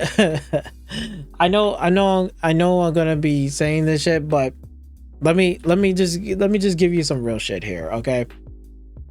Let me give you some real shit. I know one thing for sure: the Nintendo fanboys over there, when they saw this game in action, I know they're hurting. I know they're hurting. Those Nintendo fanboys are hurting right now. And the reason why they're hurting is because they're sitting there saying, why can this be our game exclusively on the Nintendo Switch 2? And you can see, like, look, man, your Nintendo Switch 2 is underpowered and it's just not up to snuff. And this is why it's coming towards what? PlayStation, Xbox, and PC, and is nowhere near coming towards Nintendo Switch. And I guarantee you they're hurting over there. They're like again, the Beast Reincarnation right here looks better than any Nintendo game right now on that console. And honestly, they deserve better. Honestly, they deserve a game like this. They should have a game similar or somewhat close to like in this level. I'm not saying it has to be perfect like a 1-to-1, but at least like something that is somewhat comparable or somewhat exciting. Like, man, you know, if Nintendo did something like this, if this was a Nintendo exclusive, people will be blown away by like, wow, Nintendo is really stepping up their game. Like, they're really showing that they really care about their games. They want to step into the next generation. They're not trying to get left behind. All right. And like I said in my last video and the video before that, they're getting left behind, man. They're getting left behind so bad. It's unbelievable. And I know my brother at the job, shout out to my brother at the job. He even said, like, again, he asked the question like, okay, if you show this game, right, you know, whatever, like Game Freak is making this game, why you can't just make a better Pokemon game? And I'm like, you know what, that's true, that do hold some water, it does hold some weight. However, in my own opinion, the way how I'm seeing it, it just raises more questions like, why can't Nintendo went up to Game Freak or talk to whoever and got them to make something different or something fresh? Why can't Nintendo or someone in that studio would have gave them some fresh materials or something like, hey, here's this IP, do something interesting with it, right? They could have picked, Nintendo has a whole bunch of IPs that they're not even fucking doing. They could have gave Star Fox and let them say, here's a Star Fox game, make something out of it. If they can do this game like Reincarnation with the Beast, imagine what a Star Fox game will look like. Imagine what a Star Fox game with this level of production. This will be fucking insane for Nintendo. This will be a fucking W for Nintendo. Doing something with Star Fox for, you know, right? Doing something, you know, this studio can easily do something. Game Freak can easily do something like F-Zero. You know, the F-Zero series, right? They could do something with that. There's a lot of franchises that they have that they're fucking dead. They could do something with it. Shit, they could Game Freak can do something with Donkey Kong. They could do something different with, you know, a lot of different titles. They could do something with Wario. They could do something with a lot of their IPs. I don't know what the fuck are they doing, but I think Nintendo needs to start forking over some of those IPs to other studios and have them do something creatively different to kind of like spice it up or do something like, you know, that's more refreshing. You know what I'm saying? Because this, like, imagine this was a Star Fox game, with this level of production. This shit would be insane. Nintendo people will go fucking nuts. You know, Nintendo will hold something proud. Like the fans will be like, hey, we got a game right here. We're not going to be behind. We got something that is going to prove that, you know, Nintendo can make really good looking games and put in effort, and also at the same time can present it really well. This game, it shows that Game Freak can go beyond than just making some dumbass Pokemon game, you know. And I know those I know those fucking Latendromes, those little bootlickers are crying. They're crying and they're upset and they're mad that this game is not even coming to their platform and it's not even an exclusive. I know they're upset. This game looks incredible. It looks amazing. The art design, the characters, how it looks. I'm down to play this. This almost reminds me of Pragmata a bit. It does got that Pragmata a little bit from Capcom. You could tell, but in their own style, like their own different way. But I think they pull inspiration from that. I think when we see them do the attack, let me just go up a little bit, see if I can find a clip.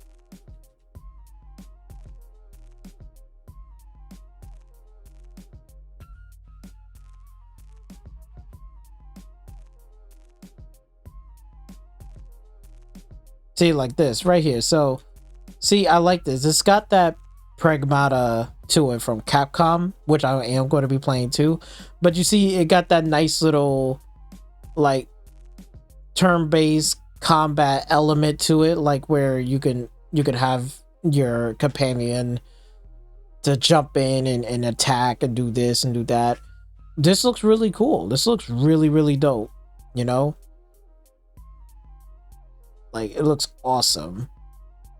Right? You can see like that, like you could say, hey, if I'm gonna go get engaged in a fight, if I be successful and do my timing right, I can damage the enemies halfway and then I can, you know, try to finish them off. Or have them be a distraction, you know, whatever, or be an attack. Which is really, really cool. I really like this. This looks really, really good. I'm definitely going to be playing something like this. This looks awesome. This looks awesome. Honestly, shit, I'm almost ready to play this shit maybe on my handheld at work. For real. I might have to play this shit on my handheld at work. For real. If I can get those two games done, I probably might download this game, yo, for real, at work when it comes out. This shit looks awesome. But it's definitely not a Dark Souls game at all. It definitely has a hack and slash RPG to it, and I like this. Something new, something fresh, not, you know, nothing like, oh my god, like we have to, like, it's good. Like, break up the formula a little bit. I like this. I'm down for this. I am fucking down. And we're getting different types of weapons and stuff. Yeah. Damn, man. Yo, Game Freak is literally pulling out all the stops. You can see, like, again, I just pointed out right here, but you can see right here, it's just got that RPG element mixed with a little bit of that Pokemon stuff that they probably wanted to do, but they can't do. And it's like, and you know what? Now I understand why they have to hold back Pokemon. It's because that they can't really do shit with it. It's like, even if they wanted to add in all of this shit, it's not going to run well. Because the Nintendo Switch 2 is so underpowered, but then they charging you $450 for it, $500 for it. And then the price hike is going to get even higher for that.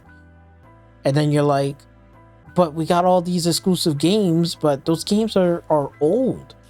It's past 25 years. They still doing the same dumb shit. Same copy and paste. At this point, I really can't blame Game Freak. You know, I really can't blame them. The only thing I can really blame is fucking Nintendo. You know why I blame Nintendo?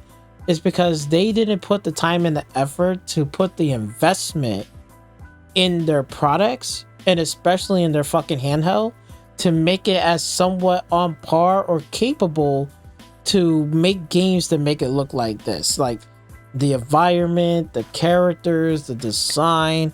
That's the only thing I can really tell you, like, who I can really blame. I blame fucking Nintendo for putting the same garbage, the same bullshit. This is why I said in my last video, I told you, Nintendo gaming license has been revolted. If Nintendo don't even have one first party exclusives on this type of level, then there's no point of me paying for $450 for a system that still looks like you're running games on the Nintendo 3DS or even the DS. You don't got shit that looks like this or interesting gameplay mechanics and stuff like that. You gotta get this shit up. Nintendo gotta get up out of here, because their time is out in the sun now. We're going on we passed 25 years, and now we're going into 26 years because it's 2026. And we are still stuck on text bubbles. They can't even put in voice acting in their fucking games.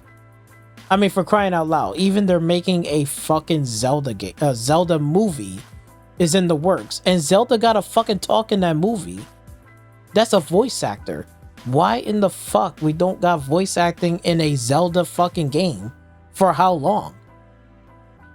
We still don't even have it for Tears of the Kingdom, and we didn't even have it for Breath of the Wild, but they're making a movie with Zelda in a movie, and he's gonna have a voice. They have to talk, because I know fucking Zelda is not gonna mumble his fucking breath throughout the whole fucking movie, right? I'm just saying, right? I'm just saying, but it looks good. Like again, like this is the type of shit, like, I think a lot of Nintendo fans, they want to see. They want to see the games that they have right now and fresh new ideas and new things to kind of give it a step up. They want to step up. A little bit of that step up. Like that nice refinement, you know? I'm not saying it has to be some groundbreaking AAA game like every other console, but I think what Nintendo fans are desperately really want is a refined game that can really say, wow, this game really showed the power of the Nintendo Switch 2. This shows that, you know, we can play some really nice games. It looks great. We got voice acting. We got brand new gameplay mechanics in here, new ideas. I think that's what Nintendo fans are looking for the most, and they're not getting it. Game Freak is just showing like, you know, we're better than the fucking Pokemon bullshit. And I think the Pokemon studio as a whole is also feeling the pressure too. And let me explain this real quick. You know why they're feeling the pressure? Because the reason why they're doing this right now is because of the simple fact that look at all the other fucking studios going on, right? Look at, like, take for example, like what another card game, right, was Yu-Gi-Oh, right? Konami, right? Konami is not just known, Yu-Gi-Oh is not just known for just Konami, and Konami just do, well, we just do Yu-Gi-Oh cards. They're not known for that. They do other things too. They do other games, right? They do Silent Hill, Castlevania, Metal Gear Solid, right? They got games and franchises that they have. They are known for that, not just Yu-Gi-Oh cards or Yu-Gi-Oh itself, right? Not just the franchise, right? You know, we see Xbox is doing the same thing. You know, Xbox used to be just like, oh, we're just a console in a box, but they're not. They're more than that. You know, they also do handhelds. They're on PC. They're on your phones. They're on your tablets. They're on a TV. They're everywhere. They're putting their games in multiple different platforms and conveniences, and people are buying it and scooping it up, right? And I think also, like, more than ever, the Pokemon studio themselves, even though, like, yes, Pokemon is selling a lot of cards, selling a lot of this, doing whatever, but remember, the Pokemon anime, you know, manga, whatever, is over. It's done. What are they going to do in the meantime? You have to make a new story, you gotta do this, you gotta make new Pokemon characters, right? And after a while, Game Freak and some of these people in the studio are just gonna get tired of making the same old bullshit Pokemon game. You know, they've been doing it for the past 20 fucking years. They're tired, boss. They're fucking tired. And I'm pretty sure that the company at Pokemon said, okay, we can't just be, oh yeah, we're Pokemon, the company, but we're not going to be just Pokemon. We got to branch off and do other things too and make other franchises, right? Take example for Sega, for example, right? Sega is Sega even without the console. If the Sega console is not here, like the Sega Genesis, Sega, whatever, even if the Sega console is gone, that doesn't mean Sega is just gone forever. Sega is still here because what? Because of their games. That's why Sega and their names are still here. That's why Sega makes movies too. They can, like, again, if Nintendo can make a Mario movie and stuff like that, guess what Sega can do? Sega can make a movie too, which they have, right? They made Sonic the Hedgehog movie, right? And how did that go? That went really well. They listened to the fan base, they fix it, boom, and the movie sells great. The second movie came out, that did really great. The third one came out, that did really good. They're making money. Sega has IPs to make money, movies and shit like that. Just because they're stopped doing console, but Sega and their brand is just not tied into just one stupid plastic box. Sega stay alive because of what? It's their fucking IPs and their franchises and the games that they fucking have. And I think this is where Pokemon is realizing this, because they probably seen what fucking Power World, and Power World is going to start blowing the fuck up because it's going to be the next big thing. They're probably looking at this and saying, hey, we need to start branching off and making IPs and different franchises, even though we are Pokemon, and maybe Pokemon in the next 10 years, Pokemon name may not be around anymore. Okay? I wouldn't say it's not going to be around, but it ain't going to be carrying the same weight. Because new things is going to start coming up and the old ones are starting to be getting out. Let me make that perfectly clear. Okay? This is no different. I think this is what they're trying to do. The Pokemon studio saying, look, we got Game Freak. We probably might get hiring some other studios as well to be under our umbrella. And we're going to start branching off with different teams and have them make new IPs and new franchises. So then that way, if Pokemon is going down or going a little bit under, like where it might get to the point where it might be stale, nobody really cares about it, we're not going to go under with the ship, because we don't want just Pokemon, our name, to go under. We're Pokemon, yes, we do Pokemon, but guess what? We do other franchises too. You know, and this is where I think even Nintendo is feeling that pressure as well, because they know their own little franchises and their characters are not going to be around forever either. So they're going to have to start bringing in ideas, fresh new characters, new stuff to kind of, get Nintendo as a brand to kind of get that refresh, that reamp, because you can't just keep carrying Mario and Zelda all the way through. That ain't gonna fucking work. You're gonna have to introduce some new shit. Gotta do new stuff, new generation. 25 years has passed. New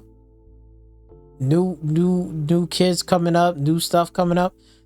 They may not give a fuck about a Mario. They may not care about some silly ass Donkey Kong. They may care about more Roblox, Fortnite, something else. So Nintendo's going to have to start saying, okay, if we want to cater to kids and this audience, we're going to have to do something different. You know what I'm saying? We're going to have to do something. Because, right? That's where the money's at. Just saying. I know I went on a little bit of a rant, but I just want to just get that off my chest. But, yeah, man. I am surprised. And you can see it's going to be on Xbox Game Pass day one. It's going to be on PlayStation, PC, and Xbox. I am very, very happy for Game Freak. I am very proud that they're doing something different and unique, and they show that they are well capable to make a AAA game that's some AA or 1A slop for Nintendo. And I'm proud of that. I think they're really sick and tired of doing Nintendo's garbage. I think they're tired of it. Because they probably sat there and said, probably Game Freak must have fucking said to them like, hey, can we put voice acting in your whatever? And probably Nintendo said fucking no, you can't do shit. You know? Like, again, I don't know who's holding Games Freak back, but I don't know if it's Pokemon themselves or it's fucking Nintendo. But to be honest with you, I blame both of them. I blame Pokemon for not getting other, you know, studios and IPs and getting other franchise going, and they're just waiting at the last minute.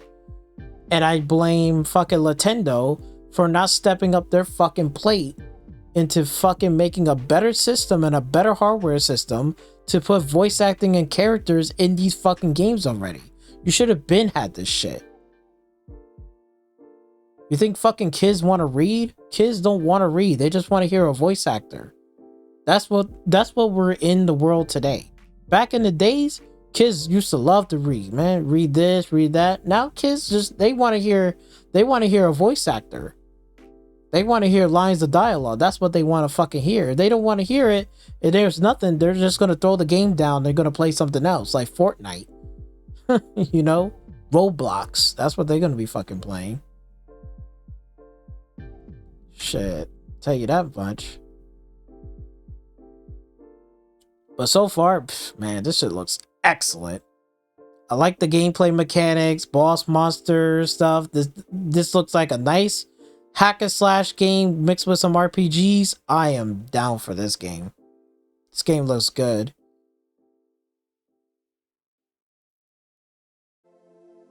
And it's coming out in the summer. Oh, perfect. It's going to be a nice, good little summer game.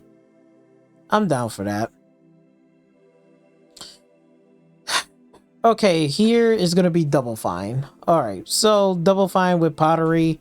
Let's just get this out the way. I'm just going to skip this because to save on time, I'm going to put it like this. This is not the game for me. Might be for somebody else. I have respect for Double Fine. You know, if they want to make quirky, weird stuff, that's perfectly fine. Cool. I got nothing against Double Fine at all for doing some weird, quirky stuff, right? I saw the gameplay. It's a pottery thing. This ain't for me. Okay? There's nothing bad about the game. This not the game for me. Okay? I'm not a pottery person. I think it's funny because everybody in the comment section is like, what the fuck is this? But hey, it's Double Fine, right? You know? Double Fine is a creative studio. Like, they just do weird, quirky stuff. If you like it, cool. If you don't like it, no harm, no foul. No hard feelings. Okay? I'm not mad at it. Okay? I'm not mad at it. Let me just skip it. Because, like, again, it's just pottery, multiplayer. That's cool. Like, this is what they want to do. Cool. Now, let's get into the real meat and potatoes here, okay? Let's get to the real one, okay?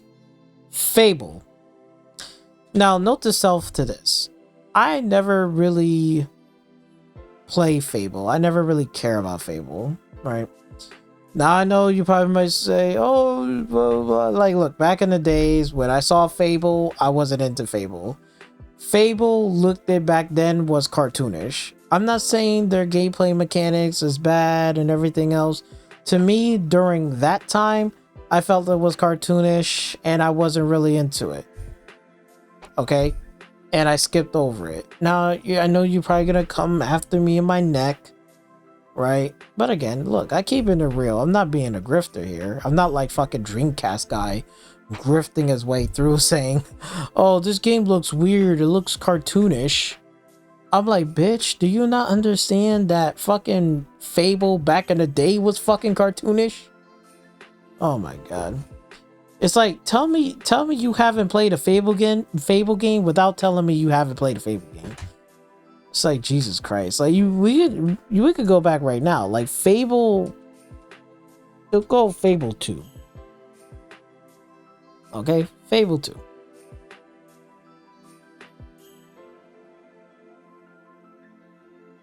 The Fable 2 gameplay. We'll mute it. We'll mute it.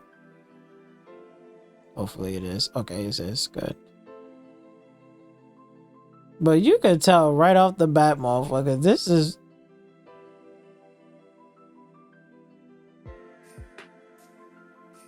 This is fucking cartoonish, okay? You can tell right off the bat how cartoonish this is.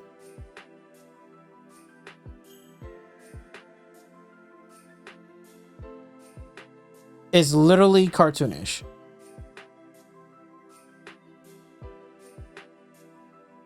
Look at this. This is fucking cartoonish. And then he's telling me like Dreamcast guy saying, "Oh, this Fable game right here is cartoonish. It's kind of weird." Like, I'm like, oh my god, what the fuck are we doing? This looks like really good. This Fable right here looks really good.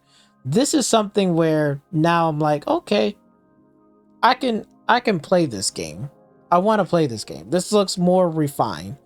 This is not cartoonish. This looks really, really well done, and it looks really good. It still got that quirkiness to it, but again, it still looks way more refined than Fable 1, 2, and 3. This looks much more refined. But it looks good. You see, it still has the quirkiness of the charm, but the world and environment looks so refined. It's not cartoonish. It might have a slightly to it, like very, very slight, but it's not like super overwhelming. You know what I'm saying? Like, it's not like if you was to say, like, if it was cartoonish, you could say like Avowed is cartoonish, you know, a bit, right? It still got that, you know, gameplay of like, you know, like it's a fantasy world, but it got that cartoonish shit. This right here is like, it still got that slight cartoonish to it a bit, but it's still like refined. It's not like overly cartoonish. It's not like overly doing it.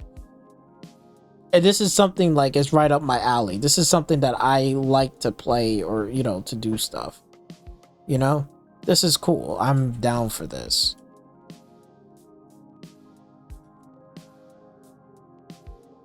But the environments look good. Like this looks really, really good. This looks amazing. This is something that I will like to get myself into in playing Fable for the first time. This is probably my first Fable game for the very first time, because back then I wasn't really a fan of what Fable was back then and how did it look like and stuff, in terms of like the cartoonish look and stuff like that. I wasn't a fan of it, but what Playground is doing for this got my attention, and this is something where I'm definitely going to be keeping my eye out on, and definitely eager to play it for sure. Like, I'm liking the details to it. I like the characters, and on top of that too, you could customize your character. Look at this. Look how much detail this is. I like the detail of this look. The sword, the hands, the facial stuff. This looks really, really good and well done. This looks excellent.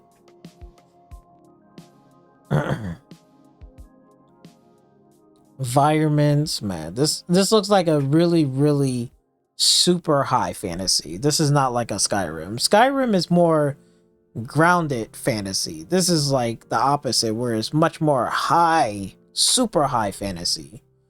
More like story, like children's story, high fantasy adult type of game. Like that's what it is. It's like super high fantasy. It's like basically taking Shrek, but what if Shrek was in a high fantasy world? This will be it, pretty much.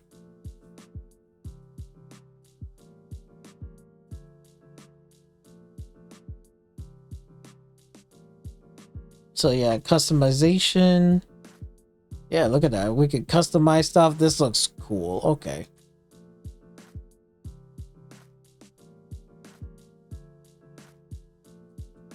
All right, so we can customize our own character. So at least that way, well, I know now the woke community can't really say shit now, because now we could customize our character, the look, the skin tone. So all that, oh, Fable is woke, it's gonna be whatever. I guess those woke ass wokety woke bullshit ass channels are gonna eat crow. For real, they're just eating crow. They're like munching on it. Look like a fucking idiot. So basically all those videos that they said, oh, Fable's woke, Fable's this. Well, it's not woke if you could customize the character now. There you go. So there's no woke bullshit. Combat looks good. The environment looks good. I like the combat to this. The combat looks really, really good. Sure, it probably needs some work, a little bit more, a bit, you know, a little rough around the edges, but it's still in development, still in work in progress. However, they did came a long way. This looks amazing. This looks really, really good. This looks really good. You know, if I gotta say, if a Val looks good from Obsidian, this looks even better. Like this is like a step up better from that. Like a Valve is a AA game that looks good. It looks good. Don't get me wrong. It looks good. It's fun to play. This one looks like they just cranked that shit up to 11. The shit looks amazing. Like really good, but still got that funny quirkiness to it. Like again, he turned him to a chicken, kick it, got him all the way over there, and this person is still acting like a chicken. Like, wow. But yeah, the combat looks good. At least one thing for sure, if I wanted to get rid of those the overhead things, I can just get rid of it, you know.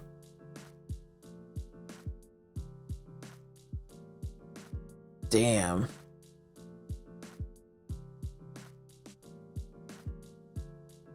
Yeah, it's a little bit rough, but it still is a hell of a lot better. This looks amazing.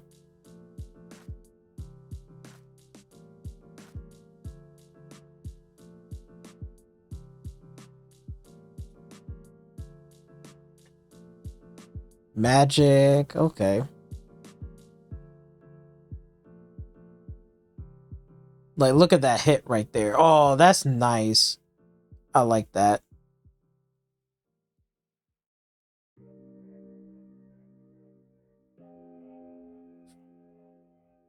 Got some new enemies in here. Oh, this is really nice. Got that Witcher kind of play style to it with a high fantasy world mixed with that quirkiness. I'm down for this. This is really, really cool. It looks really nice. And then they're talking about like world environments where you can get a job, you can work. You could evict people from that, dates, you could have children in the game. Oh, I'm down for this fantasy. I'm down. I cannot wait. Buy a house. Shit. Look at this. We got actual like children running around. This is fucking awesome. Yo, and then you know what'd be crazy? What if we actually can name the children too? This shit is fucking awesome. You can get married to multiple wives, have more kids. Like, this shit is crazy. I'm really liking this game. Okay, this is like my fantasy right up my alley through and through. If you know what, you know what, I'm just looking at this right for a minute in that scene. You know what this reminds me of? This reminds me of like, bro, imagine if WB has and then you take the Playground Games studio and their engine and take Hogwarts Legacy and mix them together and have a baby. Like, that shit would be crazy. Imagine Hogwarts Legacy running on this shit. I'm running on this engine. This shit will be fucking incredible. Like, imagine that. Yo, imagine like you could actually go to Hogwarts and you actually see kids like middle school Hogwarts kids, like freshmen, like coming in for the first time. And then like the different part of the school, you see the little bit more older kids that been there for quite some time, like they're ready to graduate. Oh my god, that shit would be so incredible. Oh, and running off of this engine, oh my god, this should be fucking amazing. It'll be fucking amazing. It'll be breathtaking. I would love to see something like that. But it's single player, not like a nice, good single player Hogwarts game. That'd be fucking lit. Like if it was Hogwarts 2.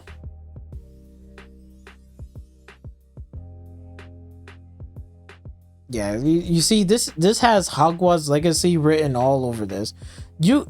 I can tell you right now, if one day, I don't know if this is possible, but it could be possible. But let's just say, for example, since Microsoft and Xbox is working with a little bit with Amazon, right? With their Amazon videos and they're doing the whole Fallout 4 TV show kind of thing. It's cool. But imagine if they said, okay, imagine if the Amazon CEO Jeff Bezos says, okay, I know you gave us an IP to do a TV show, it's been really successful. Let's say they came into talks and say, hey, let's take your Lords of the Ring IP, right? And they probably, Jeff Bezos like pick up the phone, consult with whoever and say, hey, can you give them the Lords of the Ring IP to whatever and have Playground Games to make it? Oh my god. Imagine a Lords of the Ring game in this type of game level. Like, this shit will be fucking insane. Do you know how insane that will be? Oh my god. Oh my god. Just imagine for a minute. Picture, like, look at this scene right here. If this doesn't scream out Lords of the fucking Ring right here, I don't know what else I could fucking tell you. Right here, this is literally Lords of the Ring. Like, if you made this whole village like, you know, like hobbits and stuff, and like how he has to start from the beginning, and then you see him all the way up to like the Twin Towers and the Return of the Kings running off of this fucking engine, this shit would be fucking amazing. This shit will be fucking breathtaking. Oh my god. They will revitalize Lord of the Rings once again. Should be fucking insane. You can see it. You can see that in this fucking environment, it has Lords of the Ring written all over it. It really does. Like, this shit looks fucking good. This shit looks really good. My god. I can just imagine. Like, I hope and I pray to God that shit does happen. Like, please, like, Microsoft, Xbox, whoever's in charge, talk to Jeff Bezos and tell him, like, hey, can we take your Lords of the Ring IP and make a game off of it and put it on Game Pass and put it on all platforms? Man, Jeff Bezos said, yeah, hey, sure, why not? You gave us the Fallout 4 IP to make a movie and TV show, whatever. Hey, we'll do that for you. Bro, give that shit to Playground Games. Bro, that is just gonna take fucking flight. I swear to God. That right there is gonna make a shit ton of money. A bucket loads of money. Oh my god. I swear. They need to do it. I swear. Yo, and if this is a high fantasy, I might can make my character to that Lords of the Ring type of character for real. I really can. I probably might challenge myself to try to do that in this game in Fable. That'd be really sick. That'd be really sick. I think, you know what? Hold on. If I go back a little bit, like, because you can see right here with the back, I think, who was that?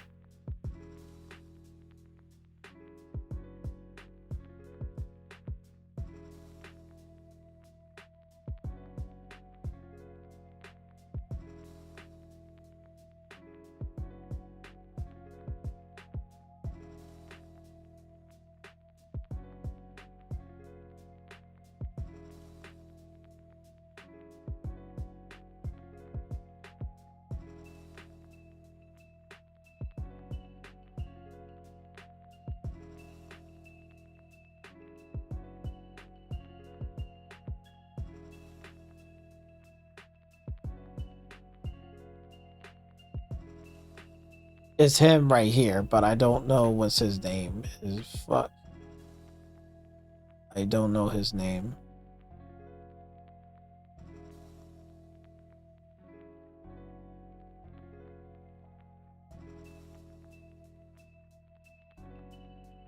What was his name? What was...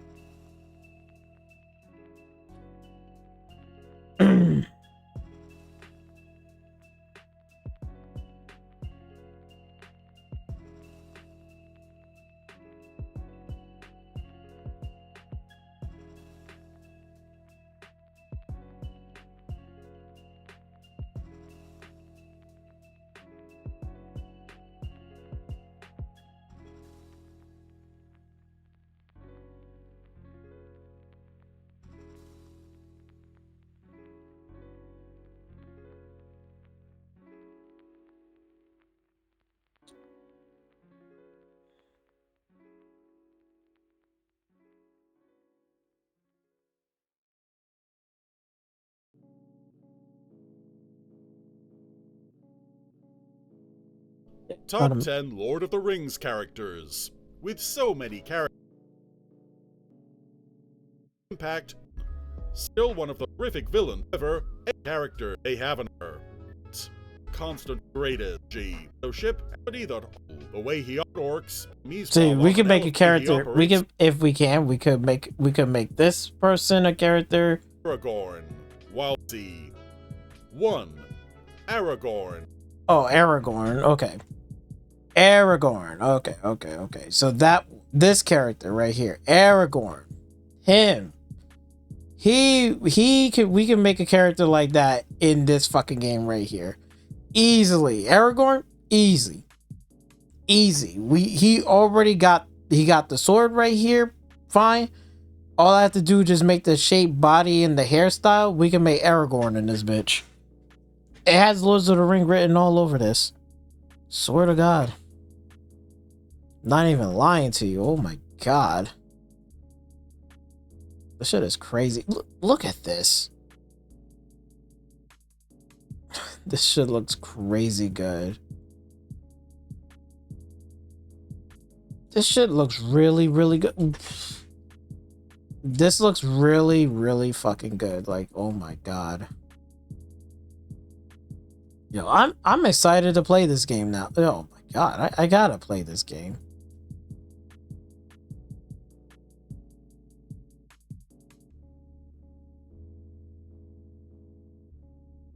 All right, I think we get the point, but now we got consequences, black and white.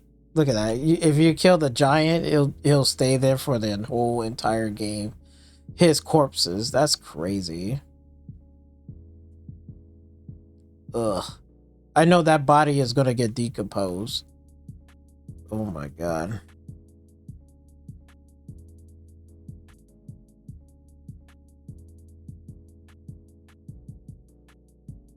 All right, so there's the end for that. So, Fable looking fantastic. I got no qualms, no problems with Fable right there. Everything looks like it's pretty good. Right? Okay. This definitely gonna pre-order this. $100 edition, $120 edition, you got my money. No problem. Definitely be there day one. This one, definitely going to be playing it summer, putting it on Game Pass. I'm going to play it. And if it's really good, I probably might purchase it. Just like the Capcom one with Pragmata. This got that same feel like Pragmata. So far, I'm interested in playing that game. And Fable, definitely on the list, and it comes out in autumn.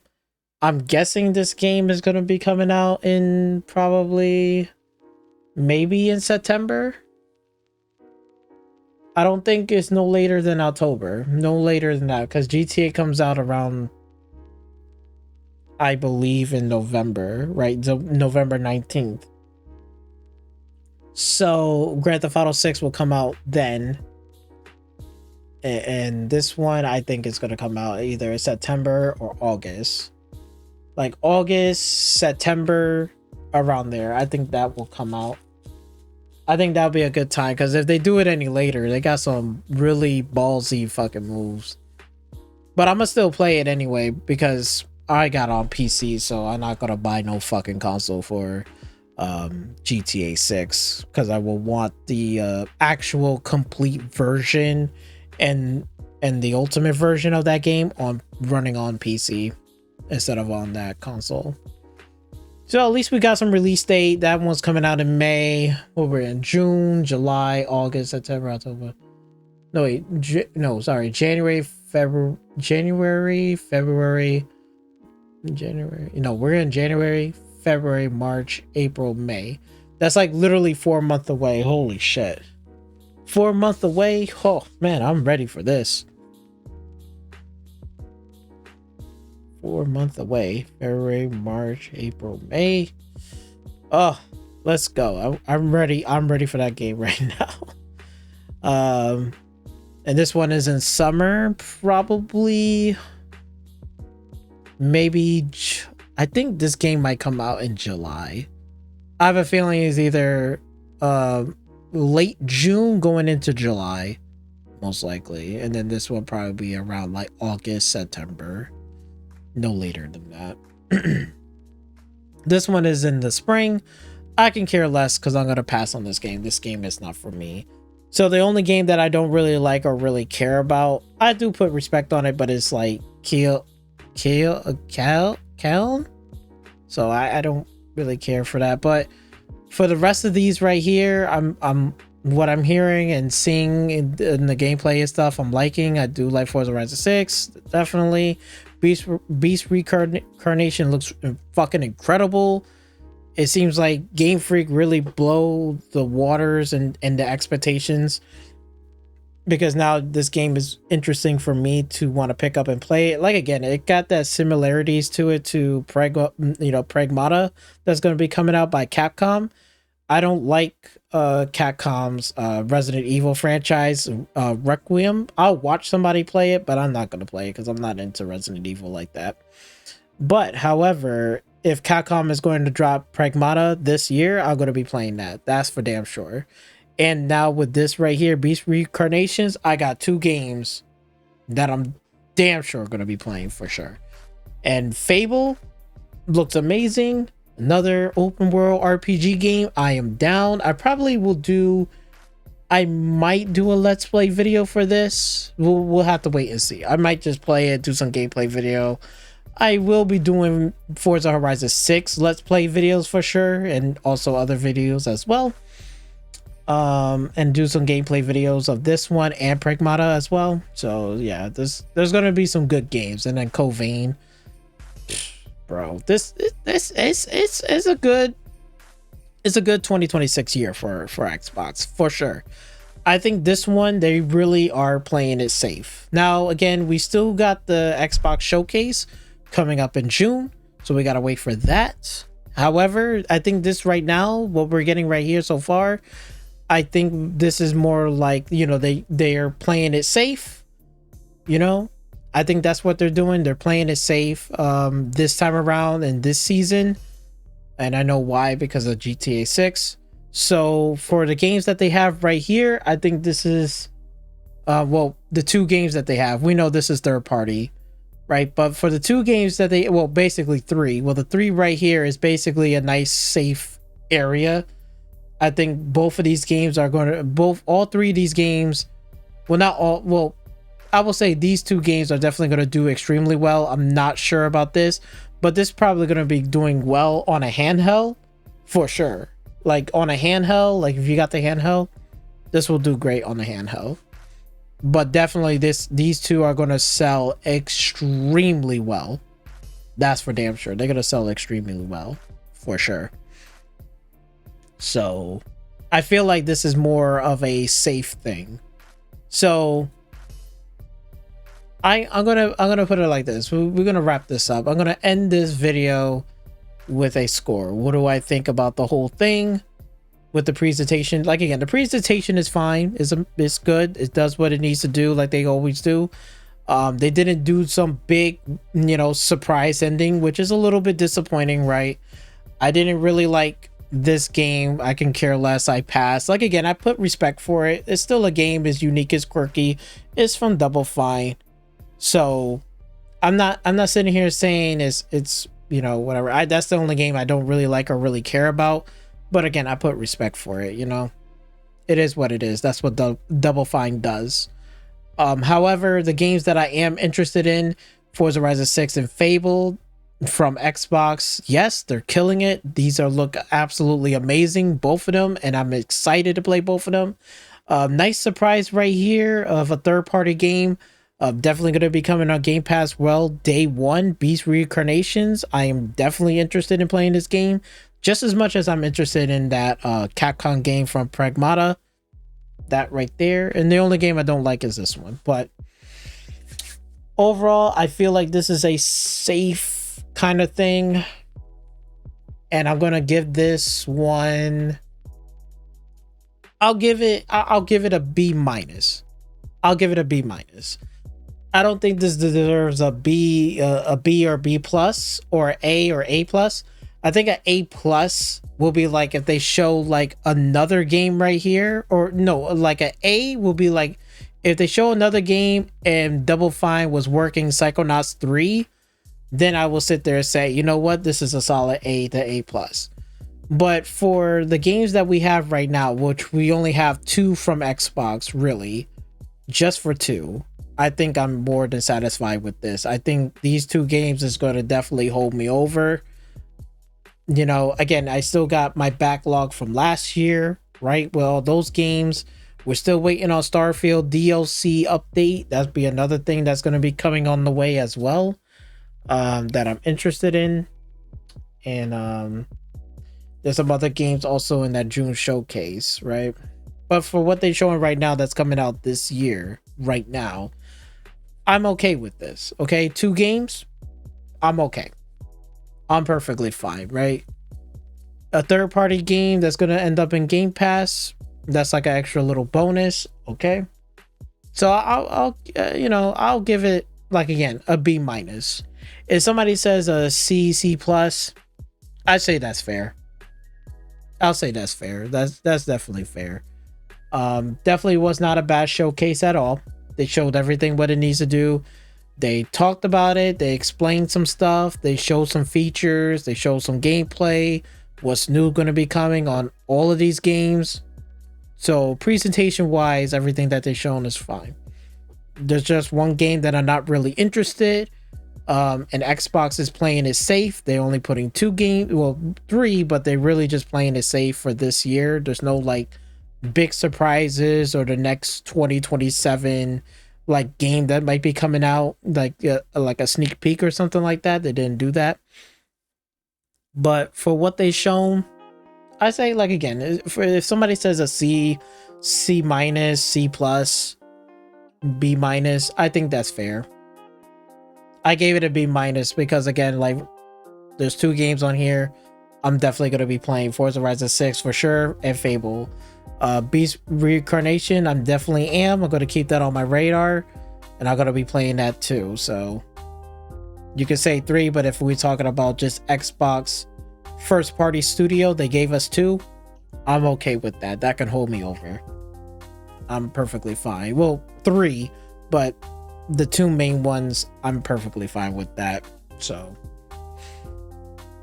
yeah, I'm okay. I think either like a C plus or a C. I think that's fair, and I'm just giving it a B minus. I don't think it deserves a B or B plus. I think if it was like that, then they would have shown another game that might give it a little bit towards like a B to B plus, and then an A to A plus will be like something like they show off every single game that I want to play, and they showed off a game that's like, I'm so ready for the future. I think, you know, that's what it is. But yeah, you know, those are my thoughts and my opinions on it. I'm liking this. Like, again, like there's going to be some interesting gameplay mechanics in Fable, Forza Horizon 6 for sure. Like I said before, like we could have some like actual like team racing. Like, oh, this is going to be fantastic. I can't wait. Beast Reincarnation by Game Freak looks really, really good.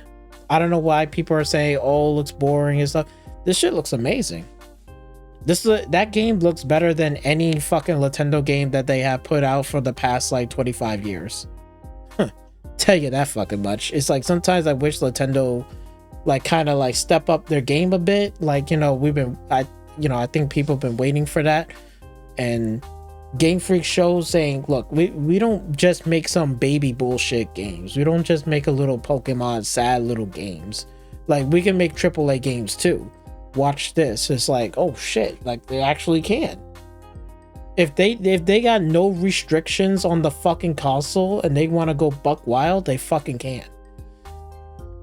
And I guarantee you, Beast Reincarnation probably was tested to see if it could run on the Nintendo Switch 2, and they probably said it just looks like fucking ass. It looks like dog shit. And they just say, you know what, we'll just put it on we'll put it on PC, PlayStation, and Xbox, and just say fuck Nintendo. I don't blame them. I don't blame Game Freak whatsoever for that. I say let them fucking do it. I'm very surprised about that. Again, like Forza 6, no surprise there. I'm gonna put in well over 1,000 plus fucking hours. They got my $120 edition. Xbox got my money. Here you go. Fable, I'm gonna be playing on Game Pass, and if I like it, I'm probably gonna purchase it. Shit, man, I can almost purchase all of these games. Man, it's crazy. But yeah, that's all I have for you guys right here. Let me know in the comment section down below, what do you guys think? What is your game that you are looking forward to or you're interested in? Are you pre-ordering any of these games or wishlisting it? You know, let me know in the comment section down below. But those are my thoughts and opinions on the show. Like, again, I gave it a B minus. If somebody says like a C plus or a C, I say that's fair enough. I say that's fair. I don't think it was like, oh my god, it's terrible. I said it's okay. It's solid. It did the job what it needs to do. They're playing it safe. I think they're making the right calls to play it safe this year, because of Grand Theft Auto 6 is going to be coming out this year anyway, around the corner in November 19th. So I think they made the right call for this. I think it's better to just, you know, hold and save the big guns for next year, right? Maybe we might see it in the showcase in June, but I think they're not going to release until 2027. I think they're going to show off the big guns, right? They might give us maybe a little sneak peek or maybe a little taste, but they're going to save it for next year, you know? That's for damn sure. So yeah. So anyway, that's all I got for you guys. Hopefully you enjoyed this video. Make sure you like, share, comment, and don't forget to subscribe to my channel. And until next time, you guys, I'll catch you guys on the next one. Peace.